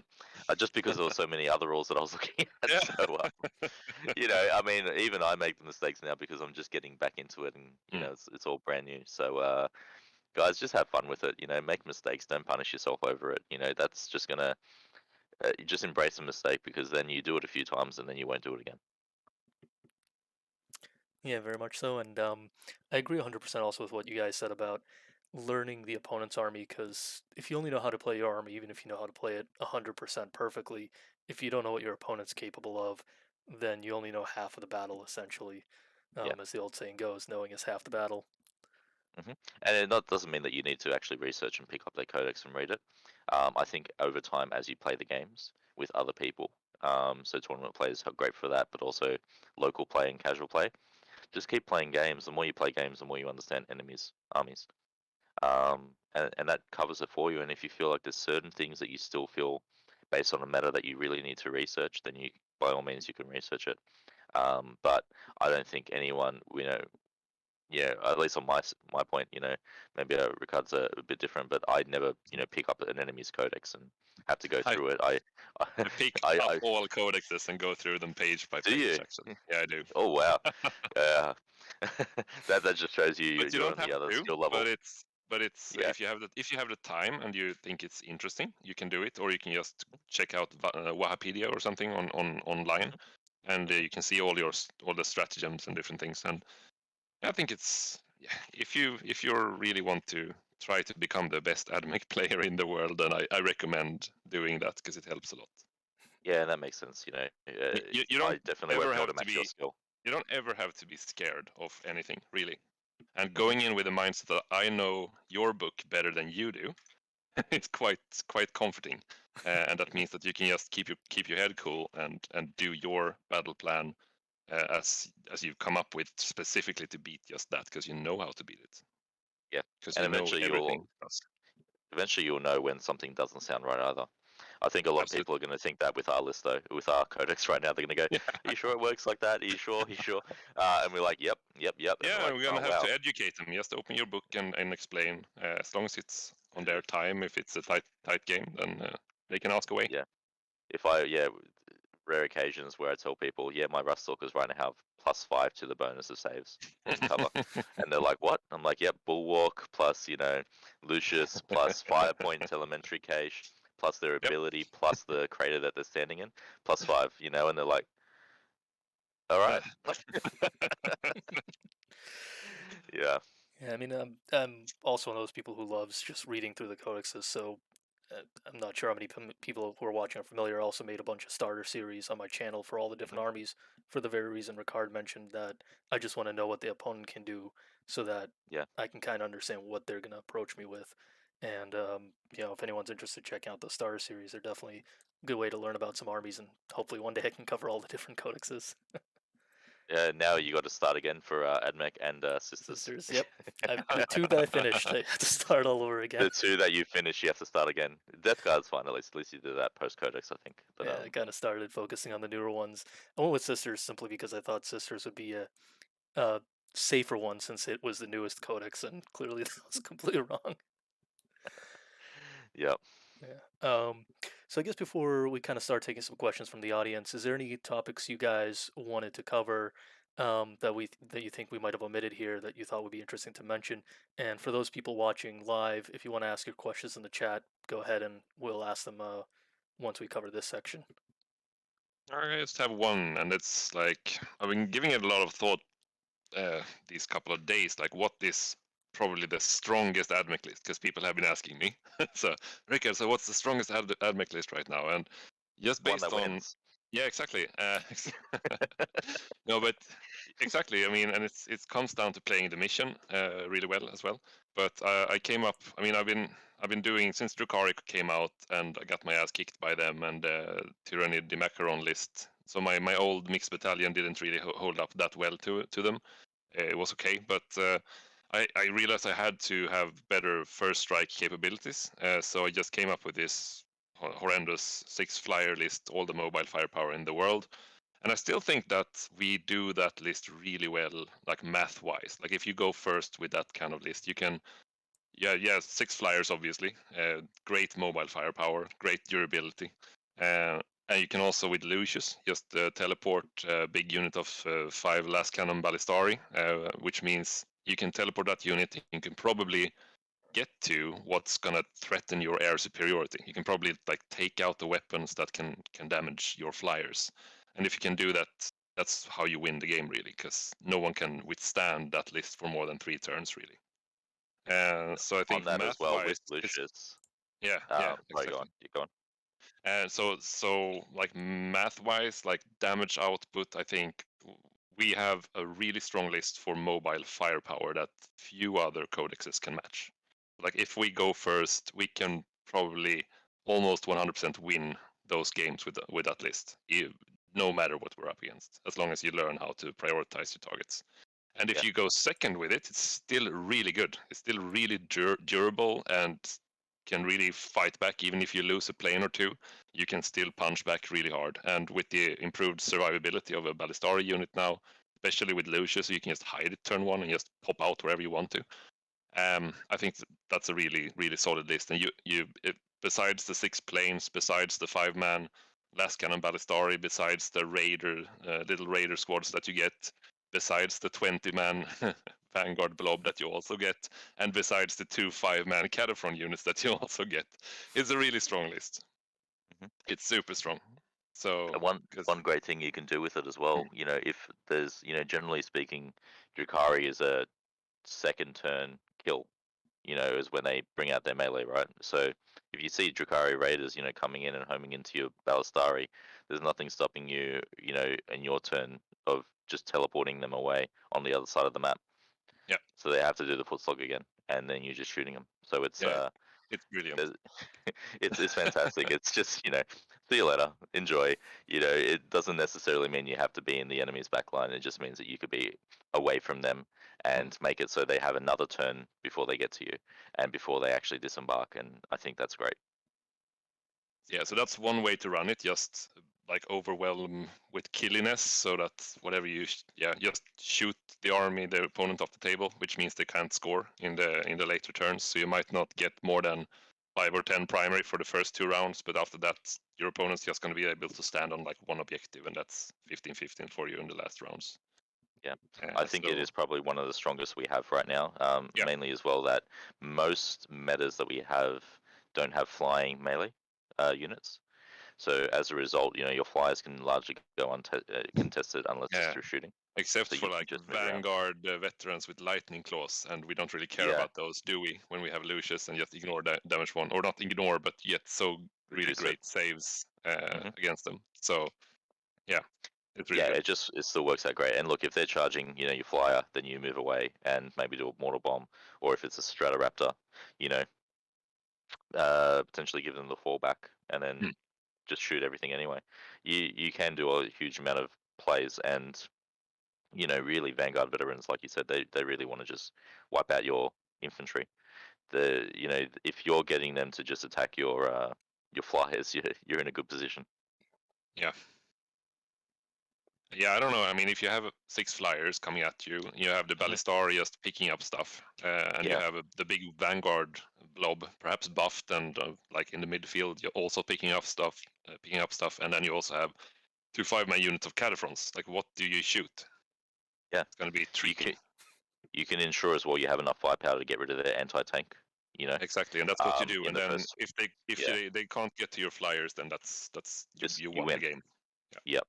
Just hold some objectives, get your VP, and then go from there. But still make sure when we say flyers, no transvectors. Oh Exactly. man, I built 3 transvectors while we were talking about this. Yeah, The funny magnetized. thing about them is like in the instruction manual, when the transvector is standing on the base. So I Mm. mean, I guess that's a legit way to build them, to run around with transvectors on the ground, or is it because it's in the instruction manual? Yeah, but I don't know why you would want to. Wouldn't you want the additional height? I don't know. You could hide them. I mean, if you're They're on the pretty ground. big. Those wings are massive. Yeah, I know, but at least it would be easier. It depends on I think it depends on I know it's a popular thing to proxy, so it depends on how people convert them. Yeah, true. Maybe they're wingless. Yeah, It'd be great just watching a little transvector scuttle about on its little legs, crawling Yeah, around the battlefield. it just reminds me of you know how people used to have the armigers and then they put the Dunecrawler legs on them and they looked amazing. Then yeah, people did it the other way and put the Dunecrawler body on armiger legs. yeah. It'd just be a version of that, just running around. Definitely. Okay, let's grab a couple questions from the audience, I guess. So the first question is that comes in is from Elias, and they ask, "How do you go about playing shooty castlins?" And they say, "I know they are trash, but if you should use them, how would you do that?" I would do a mix. I do one fist, one shot gun, and I just make them a mobile unit that just moves around there. The T7, they have 7 wounds.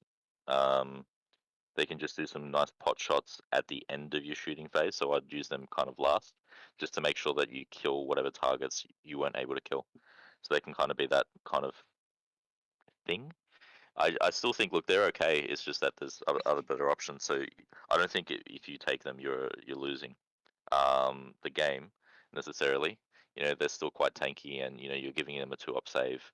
You know, they have a 5-up involved with shooting, and you know there's a few things like that for them. But I definitely would make sure that they're mobile and they can have an answer to all kind of phases and strats. I'd probably also make the data smith maybe have a fight last, so if they do get charged in melee where they don't have the invuln, you can at least just get them to shred whatever they get in contact with. Well, they already have access to the stratagem though, because they're core Oh yeah, core. mechanicals. Yeah, true. So you could just do that as well. Yeah. Yeah, but I think yeah, I don't think shooty robots are that great. I mean, just Hmm. by not paying 5 points extra, you unlock so much close combat potential with just giving them one fist. So always do that these Yeah, days. There's no reason to run them as double gun. I agree. Yeah, No one reason fist, whatsoever. one gun should be Yeah, always the way to go. Would you go with a Um, flamer on the shoulder? Would you go with the heavy phosphor? flamer always. yeah, I'd go flamer as well. I mean, look, you could do something with the phosphor, but I think the flame is probably best. Yeah, interesting. Okay, so next question is Lost Spirits 96 asks, with many people looking at using more Skitarii, do you have any thoughts on the new special weapon restrictions and when they are worth taking? It's actually a very good question. You could maybe put some 2 arc in a unit of 20, and you know just have some anti-vehicle. The thing is, we have enough anti-vehicle as it is that I've noted that I don't really need it. At Mm. least in some of my playtest lists. If we get to a point where vehicle spam is a thing, and the keyword being that has to actually be vehicle and not monster, uh, then that will potentially see some play in the future. I feel. For now, Mm. I don't think it will though. I think as well, you know, even running 5 mans with just 1 arc could see some play in the future if that's the case. Um, for now, I'd still say running bare bones is best. It has better stratagem synergy as well, and it keeps them cheap enough that when doing combos such as you know our new While We Stand We Fight, which is almost an auto take, you know, generally speaking, because our secondaries are a bit more complex and I would say are not beginner friendly. So yeah, while we stand's a bit easier, I'd say right now that it's probably better to just keep them as bare bones. Yeah, agree. The strats that we have is basically you're paying points to not use the strat synergies, and I don't Yeah. think that's good. But Arc is really looking tasty. I always considered it when I looked at the big like Lucius Blob 20-man Vanguard and like, 2 Arc rifles wouldn't be that bad. I mean, you could teleport up, you could target some vehicle, and actually, I mean, flat damage 3. That's good. Yeah. One thing And I would note is that I would AP3, never right, with the use manipulus. AP3. Yeah, Yeah, AP3 with Manipulus as well. great. Plus additional range, so it's Yeah, it will make it from the 30-inch. yeah. I think it's 24 right now. So yeah, I it'll be think it's 15-inch 30 rapid actually. fire. They Oh, there they you go. increased it to 30, so it's 36 plus 3 in Lucius. So yes, Yeah, great. so it's ridiculous right now. One thing to note is I probably would steer clear from running the suggested setup for Rangers and Vanguard, being the 2 Arquebus, 2 Arc, and 2 Plasma. The fact that 2 of them are heavy, 2 of them are assault, and 2 of them are rapid fire just makes it so it's really hard to use your unit effectively, and also is such a huge point sink. So I would definitely avoid that if I was building any special weapons. Absolutely. Is there any time you would take like a plasma and an arc in the same squad, or will you just completely avoid anything like that? I still think you'd probably be better off just running like a 5-man um, Vanguard squad with 1 plasma. It's a shame you can't get the 2 plasma like I used to run. But I'd still say that will probably have a bit more of a benefit, just due to the fact that you can advance without reducing any gun. It's not even just about the one phase. You're just looking at the whole game, and if you're impacting the points that you spent by delaying it a turn, then it's not worth doing. Mm. Unless you get rid of advancing completely for that unit, which could also be a trap. Especially when it comes down to the last few turns, when you need to just make a quick advance roll to just objective secure a point, um, which I always used to do. I just think I'd rather have that utility than spend points for another gun. If it was Yeah. free, different story. Then you could maybe trade utility for that damage, but right now you're Mm. paying for it. Yeah, and with Transuranic Arquebus, I'm not sure. I mean, you could get 4 or you could get 1 Ballistari with autocannons. That's a bit better. So no, and I think also if you want sniping, I'd go with just big squads of the raiders instead, because the manipulus can boost them. So AP Yeah. -2 sniping right there with Hmm. mortals on 6/6 if you're Mars and feel like it. Yeah, Mm, yeah. You have all your sniping needs met there, I think. So I don't think the I Transuranic agree. is up You could against even go Agrippina and make them AP3. Just run up, true. and that's still with just 1 manipulus. So you have 3, then AP5, sure. Not that I think you need it, but Yeah, there's some little good funny things stuff. that you could do right now. Yeah, I would highly recommend that nobody stacks manipulus buffs on the same unit, because I guarantee that will be FAQ'd. So don't get used to it. No. Speaking of snipers, is there any world in which dragoons with radium Giselles ever see play currently? Yeah. Put them in a rad saturated forge world, right? They get +1 strength and 1. I'm kidding. They will never get play. I think that's the biggest loser as well for a weapon choice. Yeah. 55 points for what, a 1-shot gun. Mm. Strength 5, -1 AP, 1 damage, I believe, or -2 damage. Um, yeah, it's I nah, used to nah. run them when it was the Thunder Fire Cannon meta, and you needed something that would survive. And one Dragoon was actually quite good, because you get -2 to hit them, and they were Mhm. toughness 6. So Yep. they had a lot of things going for them to not be able to be picked off by Thunderfire cannons when everyone was running 3. So Yeah. that's the only time I used them, because there was just the cheapest backfield unit, and back then there was some in 8th edition. There was also some kind of ITC point you got for like engineers or something, and Engineers. Yep. they could also stand and do that, and just be really really solid and not be able to be That was well. auto take. Yeah. And what were they? There was 68 Yeah, I think points. there was still, but I think with the sniper rifle it was only 50 or something, because the Yeah. lance was the most expensive one. Was 10, I believe, at least. So I think it might have been Mm. 53. Yeah. Yeah, something like that. Yeah. So yeah, There, no. yeah. Look, they're 55 right now, but I still wouldn't have them there because we've lost obviously the neg 2 to hit. The taser lancers are really good right now. I still think that infiltrators are probably a better user for the taser stratagem. But really, it depends on what you're actually trying to target. Um, and fast attack has a lot of good choices right now, which makes it hard as well. Okay, let's see who else has some questions here. So King James asks, what do you think will be better when not playing Mars, all Skitarii / all cultist list, or lists that run all melee as cult and all range as Skitarii and vice versa, so doctrines don't punish you? Ultras will still Well, punish. Yeah, yeah, because you'd still have some level of Skitarii, I think. probably mostly Ghost Guitari if you're not Mars, wouldn't you? Yeah, Because they're a bit stronger than Cult, unless perhaps some Ryza combo with outflanking or deep striking priests. it's for me it's the mobility, the access Yeah, to flyers as well, the access to Ballistari, fast attack, all these things. It kind of makes it a necessity. Sure you can, but I mean, look, unless you're doing the the defense cohort, you can easily mix and match, and you don't have to have many. But I don't know, it's hard. If Cataphrons, sorry, Castellans were core, there could be maybe grounds to maybe do a no Skitarii troops as in a Ranger or Vanguard list. But for now, I don't think so. But yeah, I don't know. You can mix and match. You can do whatever you want, really. What would be the best Forge World was the start of the question, right? Yeah, well, it was a non-Mars Forge World was the start of this Yeah, question, I think, because obviously if you have a Mars, you get Canticles on your Skitarii as well.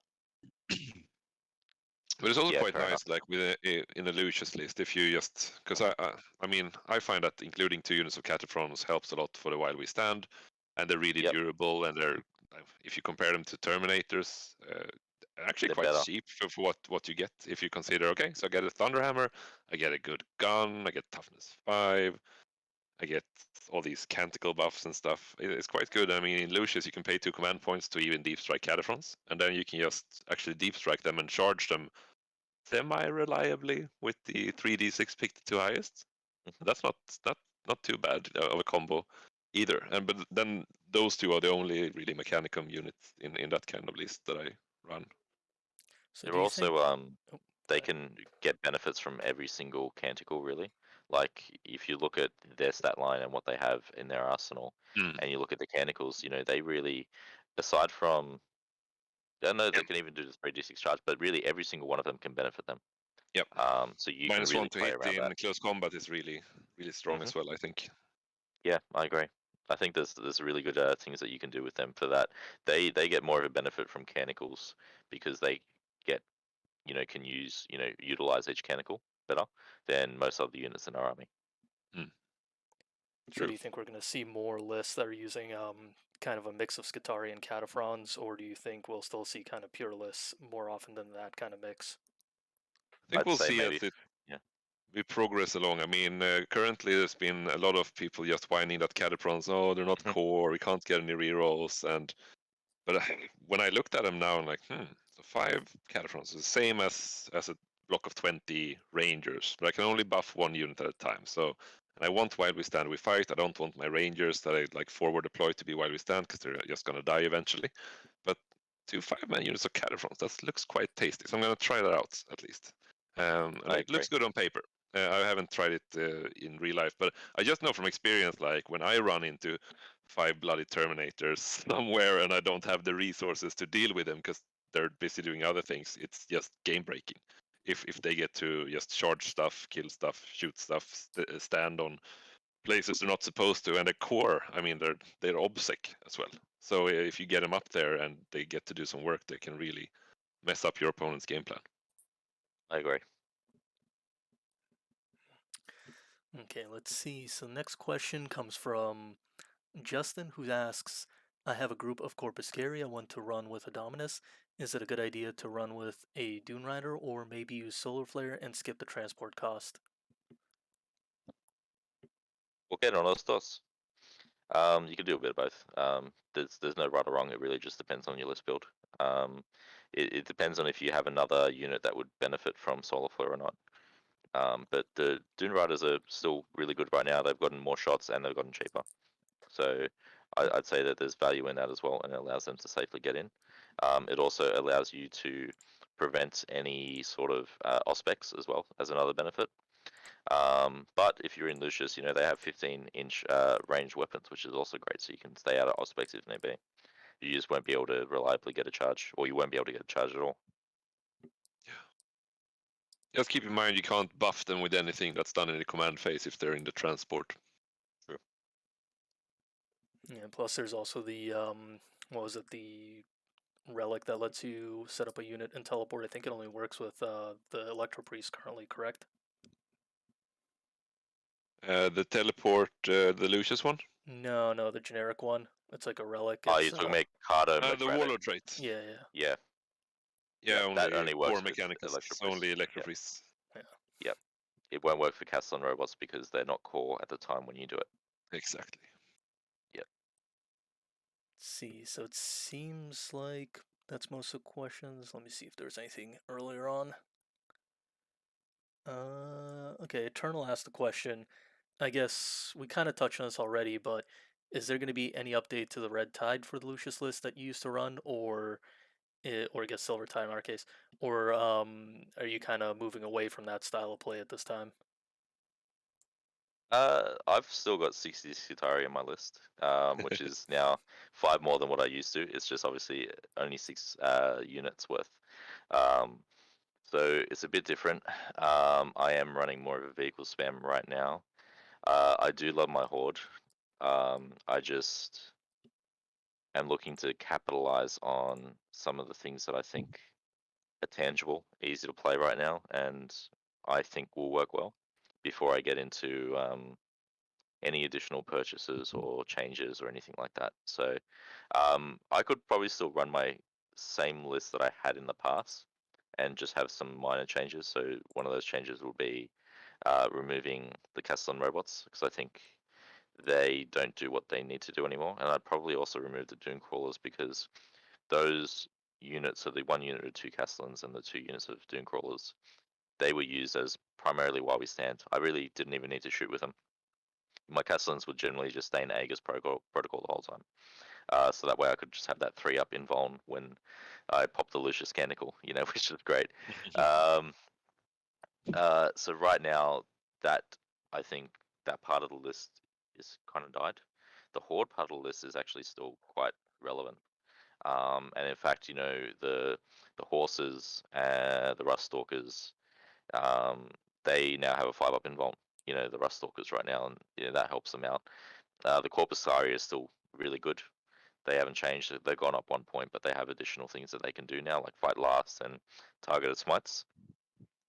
So yeah, the core of the list I could have, and what I would change is probably having Cataphrons as my while we stand units, and potentially a Fusillade as well in the list. Yeah. The lists I used to draw these couple of days were also quite heavy on the 20-man blobs. So I used to have like 3 or 4, but realized when I just give it some And need thought them. that the Cataphrons are better.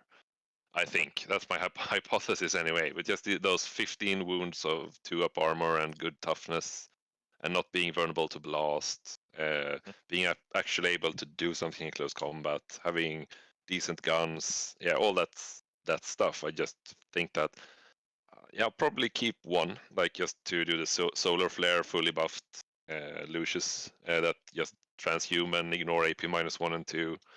Try to get him in cover, put the telemetry, and just try to move block with them, just to try to keep the opponent from moving up the field turn 1 if there's an option for it, or just deploy them deeper in the midfield and just being just within range of some key target.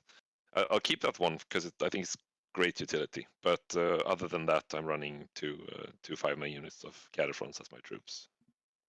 I agree with your thoughts on that. I think it's worth testing anyway.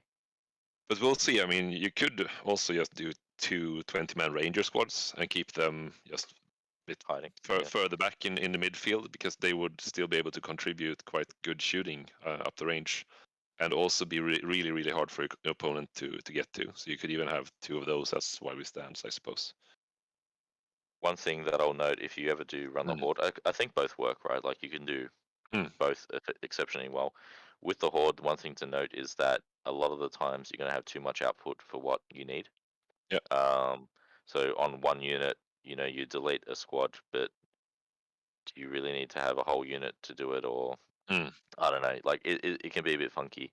The other thing though is make sure that you really focus on where you're moving models, because the single best stratagem in the game for you as a Horde player will be acquisition at any cost.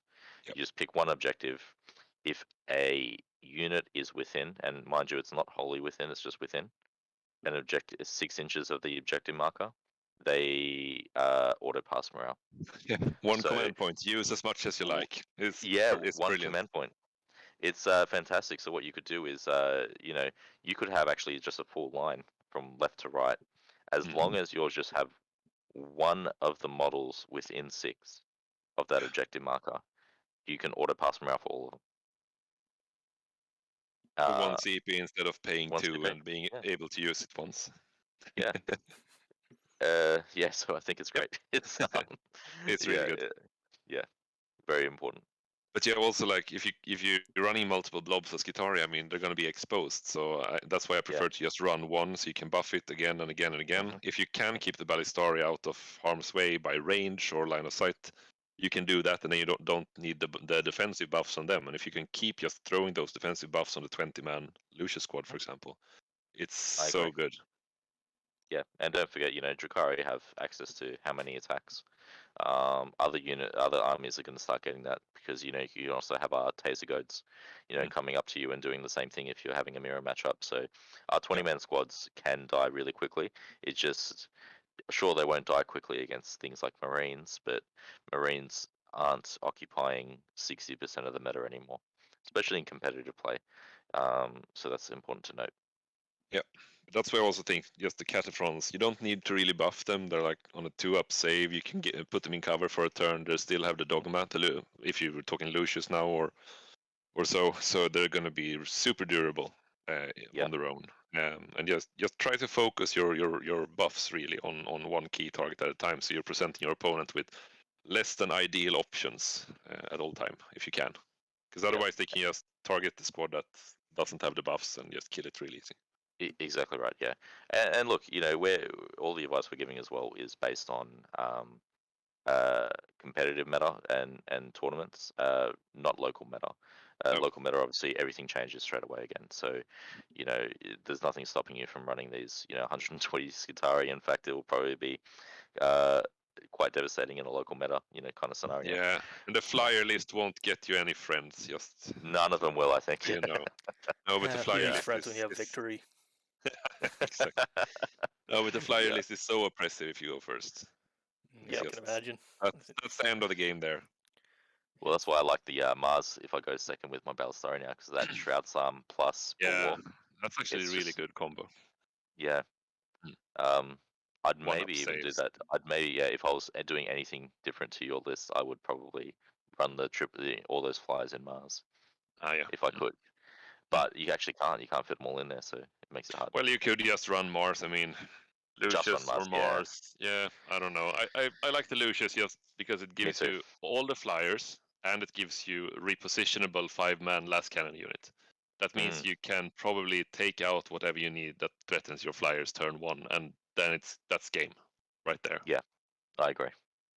Yeah, the trade-off's better. Like the output is that's the option. I mean, you could even go for Agrippina or the custom forge world. I mean, there's lots of good synergies, and Mars as well with the flyer list, of course. But I think Lucius does it. Yeah. Yeah, and Benediction of the Omnissiah is obviously great as well. But given that you're running a 5-man unit of Ballistari and it's just the one, it's not as say prudent as say running 3 lots of 2 Ballistari with Laz. Yeah. So yeah, it's surprising in this scenario. The option between defense or attack, Lucius for the flight list is actually the higher output list, due to the repositioning. Yeah, So and yeah, if that unit is fully buffed with cover, like telemetry and everything, like all the defensive buffs, it's gonna be, you can't even really counter charge it and kill it. You can't. It just won't I die, agree. and it's just gonna Yeah. fall back and kill you or shoot you in combat or whatever. Hmm. While the planes are doing their dirty Thing. work as well. So yeah, I Yeah. think it's really good. And you won't have time to deal with the Cataphrons. You won't have time to deal with the 20-man blob. So yeah, it's a strong list. I think we'll see if I will take it to a tournament and make less friends than I could have. Yeah. It's okay. So I you think got it's gonna be Admech very friends. good. That's fine. It's gonna be very powerful. The flyers are generally feel a little bit undercosted, if anything, so just having a maximum number of them seems incredibly powerful. Yeah, the bomber should have gone up 10 points, not the Stratoraptor. But Yeah. yeah. Yeah. When you compare the fact that our Stratoraptor's 160, but a Doomsday Arc was 190, is now 170, and you just Mm. look at the difference in their output, you're like, oh, we are better. Yeah, ours is a lot better.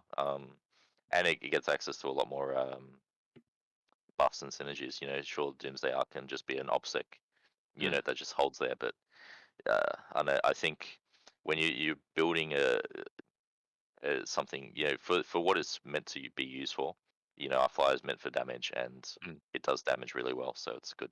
Yeah, and the easy thing with the flyer list is you don't really have to consider secondaries. You take Engage, you take While We Stand on the Ballistari and the 2 Californ units, and then you take whichever secondary that gives you most points for killing stuff, because your opponent's gonna Yeah. be quite dead unless they go first and have a dedicated anti-air firepower Hmm. and can take down, like, I think they need to take down 3 to have like crippled us that much that they need to.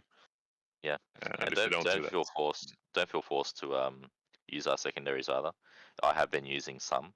A lot of ours are forward thinking. A lot of ours are end the battle round as well, which greatly mm, benefits turn two advantage. But yeah, in a way, unfortunately, you don't get to dictate whether or not you want turn two right now, so it makes it a bit mm, harder.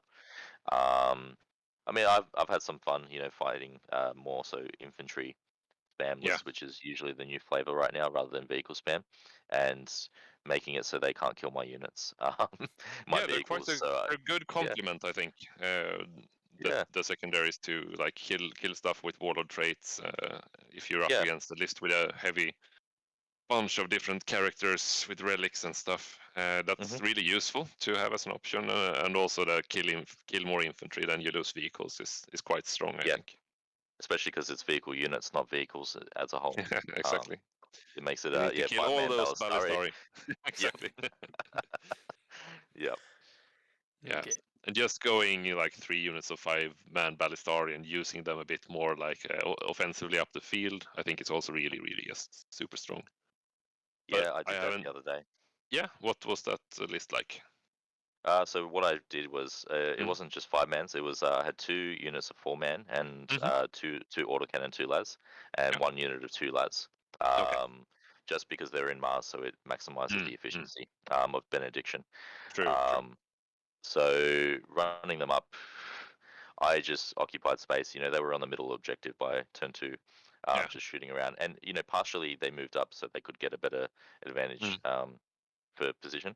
Mm. Mm. But the other part was that it allowed me to rush everything else up ahead of them afterwards. Mm. Mm. So I could really just ensure that they had no positioning whatsoever. I Mm. had 4 units of 5 little Skitari as well that Mm. occupied board control to prevent any deep strike. Yeah. Also had my 2 units of Raiders that just helped that as well.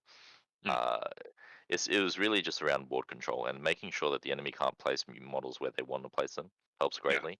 And even if they do deep strikes, then me having the availability to actually shoot them with the Yeah. Ballistari is Exactly. absolutely evil. Yeah. And it's a very big gotcha moment. So I make sure I warn people about that now, just while I'm playing friendly games. Of Um, course. yeah, and look, you Nice. can advance them as well. So I advanced and I got a 6. That was 16-inch movement. Sure, they're hitting Mm. on 4s, but at that time, the unit that I advanced, there was only one that I advanced, and I also was in Conqueror Protocol, Protector, sorry. So +1 ballistic skill anyway. Yeah, and You you know, could even do the raiment of the Technomancer, or Technomartyr, just to ignore that. And then you could do the Dune Strider or whatever strat on the other one, and it will also ignore the penalty to move exactly and right. shoot. So you can There's so many just, avenues. yeah, for sure. Yeah. But their mobility, I think, is cementing them as well as their output and their cost effectiveness. I think those three things equally are what are making them a Just fantastic unit. being core to be able to get the rerolls and Yeah. also just to be able to fall back on demand from Hmm. anywhere because they have the tether. So you can just, Yeah. I'm gonna have the Skitarii Warlord trait on a backfield 5-man squad or something. Hmm. Just pick any data tether unit. That unit can now fall back and shoot. Okay, thanks. Exactly right. See you later. Bye bye. Yeah, they're fantastic. Look, if Dune Crawlers were core, maybe something else would happen with them. But Yeah, you know, if you do want to make Dune Crawlers, I know they're a fan favorite and they come in the start collecting box. Um, you know, just bring an engine seer with you. You know, get them mm to a 2+ ballistic skill. Um, that can make them a force to be reckoned with. If you put them in Mars, they get reroll yeah. of a single dice Mars, I anyway. think, is really good for our vehicles. Yeah. Excellent, excellent. So one last question from the audience. The Pyro asked, "Am I screwed that I built a 3-man unit of Grav Destroyers with flamers?" I don't think so. Nah. I mean, they've also gotten a boost. I mean, if you just look at okay, what did they actually cost for Overall. the profile and for the guns they get? It's they're also really cheap. Yeah, Mhm. 40 points. They seem Especially, pretty yeah, good. I think Grav is probably more price worthy than the Plasma, right? Or what do you Yeah, think? it is. Yes. I think in general as well, maybe it's an unpopular opinion, but unless you were really allocating the CP usage and being in Riser for the plasma destroyers, Mm, I would say that Grav could arguably be better. It gives us access to something that our army doesn't traditionally have too much of, which is damage to weapons against 3+ save enemies. It has yeah, next 3 lots of AP. shots with -3 exactly. Yeah, it's going to be something that will just shred Marines, and that's a really good supplement for then allowing you to have your Ballistari or your Dune Crawlers or anything else to really focus on anti-tank instead, I guess the because you don't problem. need the Yeah, go ahead. anti-marine part. No, Mm. that's right. Go. Yeah, I mean the problem with the destroyers is they're quite slow and they are dependent on line of sight. That's my beef with them. I mean, Mhm. Cataphrons or breachers, you can actually charge at stuff, and they're Exactly a right. bit more. They get up the field faster because of the ability to charge, and also quite a bit more durable. But how would Yeah. you like make destroyers work? What would you build to make destroyers like grav destroyers work, for example? Hmm. Look, I don't think you need any other bonus aside from putting him in Mars. I Mm. think that's the best forge rod for him. You could maybe make a case for Lucius as well, just so you get that +1 to save on damage Yeah, one. because I guess in Mars, I mean, they don't get Doctrinas, so they're just gonna be, yeah, they get Hmm. their normal Canticle and they get one reroll. Yeah. And I'm not, I think Lucius is probably a bit better then, isn't it? Yeah. Like with the The extra +1 range, to because save and and also the a bit range. Yeah. extra range, yeah. Mm. Yeah. Look, you And, can and do you could something also to. deep strike. You could deep strike 2 units in Lucius. That's also quite nice Mhm. because deep striking a 5-man squad with the flamers. I mean, you'll be within flamer range when you land. Yep. So I think I'd run them as Lucius, 2 squads of 5, and just put them in deep strike. Unless I'm up against an opponent on a quite open field, where I know that having these 2 destroyer units will really make my opponent think twice before exposing themselves in the midfield, and I'll just deploy them on the line. But otherwise, if it's a bit more cagey terrain, then just put them in deep strike. So then you have great flexibility depending on the battlefield and depending on what you face as well. I agree. And look, there's nothing stopping them from still being great backfield holders to start with in turn 1 and 2. Mm, They still have, T5, 3-up save. They're basically what the old breaches were in terms of defensibility. mm. They get access to Shroud Time. They don't get access to native cover, but you don't really need that when you do have at least the first, instance of Shroud Time. You can then still move them up. You can still move through walls and ruins. So you know you can do something. You can do enough that hey, I see a bunch of 2 wound Marines coming up to us. Great. I know that in the next turn I'll be able to shoot them if I position myself here, or I create like a sight line that once they move here, I can get rid of them. There's little things you can do. I really love Admech and being able to just do weird plays as well. The other day I was facing a Court of the Archon with my old list, and actually my old list loved facing Drakari. It was one of my favorite things to do. But I put up my Raiders not far from the Court of the Archon because he had them as while we stand. He was hiding them behind terrain, in ITC labeled terrain. He went to go move up to him and then to charge me, knowing that he'd be able to kill my Raiders or I'd spend 2 CP and he's happy. What I did is I just moved him 5 inches south.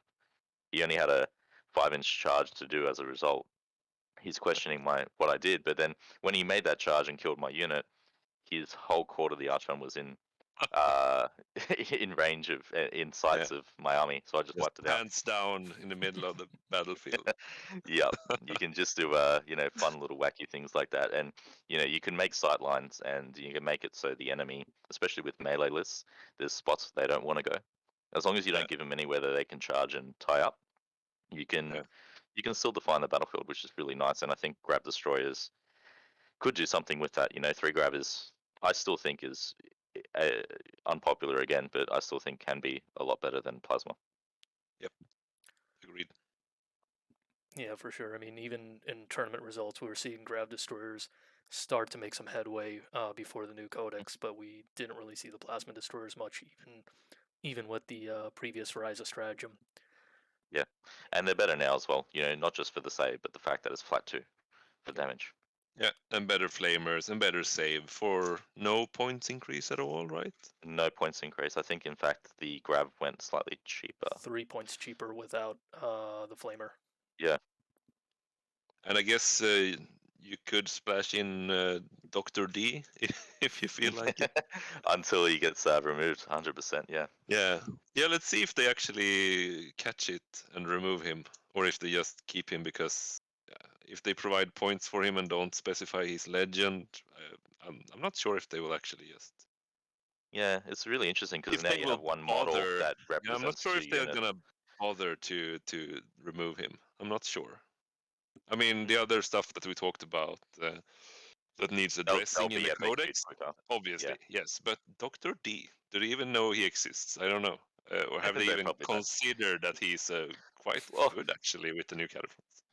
Very good with new Cataphrons because they need that ballistic skill bonus. It'll be interesting. I reckon it would be something that maybe gets FAQ'd later, as in much later, maybe a year's time. But I guess also he doesn't have a Forge World, so he can't be included in the specialist detachment if you for some reason wanted to run that, because it specifies that every model needs to be from the same Forge World. Mm-hmm.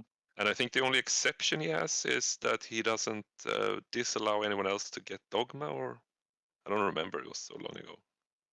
I'm just considering if he's even able to be included without breaking up stuff. No, he had a thing that said he didn't stop you from benefiting. Yeah. He just couldn't get into the transports, which technically he can right now, but anything can get in the transports right exactly. Yeah, that's nice. Yeah, it can be included in an Adeptus Mechanicus detachment without preventing other units in that detachment from gaining a Forge World Dogma. Yeah. It's funny now we can put aggressors and centurions and terminators in our things, but we still can't put breaches because they're now bikers. Yeah. Oh, that's a shame. Jeez. Yeah. Okay, well, we're pretty much coming up on 2 hours. We're actually a little over, so I guess one quick question before we kind of wrap up. Well, 2 quick questions for me. Number 1, what's your favorite model aesthetically? And number 2, if people want to, find you online, where can they find you? And if you can send me a link, I'll put in the description of the video when it's up. Yeah, for me, I think it has to be the Dune Crawler, because when Admech first was released in 7th edition or somewhere around that time, I remember I was playing Eldar and I'm like facing an Admech player. I'm like, what the fuck is that? What I didn't really like catch up with the latest armies back then because I wasn't playing that competitively. And it was new, yeah. It was new, and I was like, is that actually a Games Workshop model? It looks so different and so freaking cool. I gotta get me one of those. So yeah, that's the model I love the most that got me into Admech, I think. but like a lot of things are really great. And where to find me is just head over to the Facebook page, Competitive Adeptus Mechanicus, and join up and be part of the discussion. Yep, there's some good discussions there as well. For me, my favorite look, I do have a huge love for the Rustalker models. I think they are something that is very unique, firstly in the 40k model range. So they do stand out. They are just cyborg, ninjas essentially, but in a steampunk, fashion, which makes them cooler in my mind. Really, my top three favorites, and on one list I do want to try one day is I've created it already. It's legitimately just dragoons, sulfur hounds, and rustalkers, and putting them probably in Riser or Metallica, and just rushing and just having fun. Obviously I wouldn't bring that anywhere to a tournament, but I still think it's enough that can be really scary, especially even in casual games, while being extremely fluffy. You can find me. Don't find me. I'm not that good. No, I obviously frequent the Adeptus Mechanicus Reddit page, given that I have to moderate it day in day out. So you'll find me there. Usually, I'm answering, 80% of the questions on the question threads whenever you guys have any queries. So feel free to come to me if you have any problems. For any competitive questions, you can also sometimes find me on the competitive Adeptus Mechanicus Facebook page as well. What we'll do maybe is we'll actually provide a link, and when we upload this YouTube video, we can have it down there in the description for Yeah, both. we should definitely post this video in both groups I agree. to promote the Tech Priest YouTube channel. Yes, it's the best YouTube channel. Definitely. Hey, I like the guests that you bring in. One of them was, the Australian one was a bit mad, but the rest is alright. But yeah, thank you guys for coming so much. It was great having you both on here. I will say that I'll side with Rickard on the last comment there that the Dune Crawler is probably the best model. It's actually also what got me into it, and I was able to find a Yeah, couple fair to enough. start collecting kits, the old ones. But the Rust Stalkers are a very close second for me. But then again, I Nice. like all of the models in Admech, so Yeah. For me, I actually just finished playing Fallout, and then all of a sudden I'm looking at an army to play with some friends, and I looked at the Rangers and these Wasteland Warriors, and I'm like, oh yeah, I got to get that. Then I looked at the Doom Crawler, I'm like, yep, sold. So that was it, because obviously this is pre-Engine War and all this stuff. So we had a bit more of a limited range. I don't think anyone, got into the Admech hobby saying, "Oh yeah, I really like the Electro Priest models." Um, but yeah, I'm sure they have their own benefit too. I'm sure there was one guy who got into it for the Electro Priest, but he's probably a Yeah, psychopath, so. yeah, it's the designer of him. Yeah. Anyway. Okay, excellent. Yeah, so basically, I guess we'll wrap up here, and then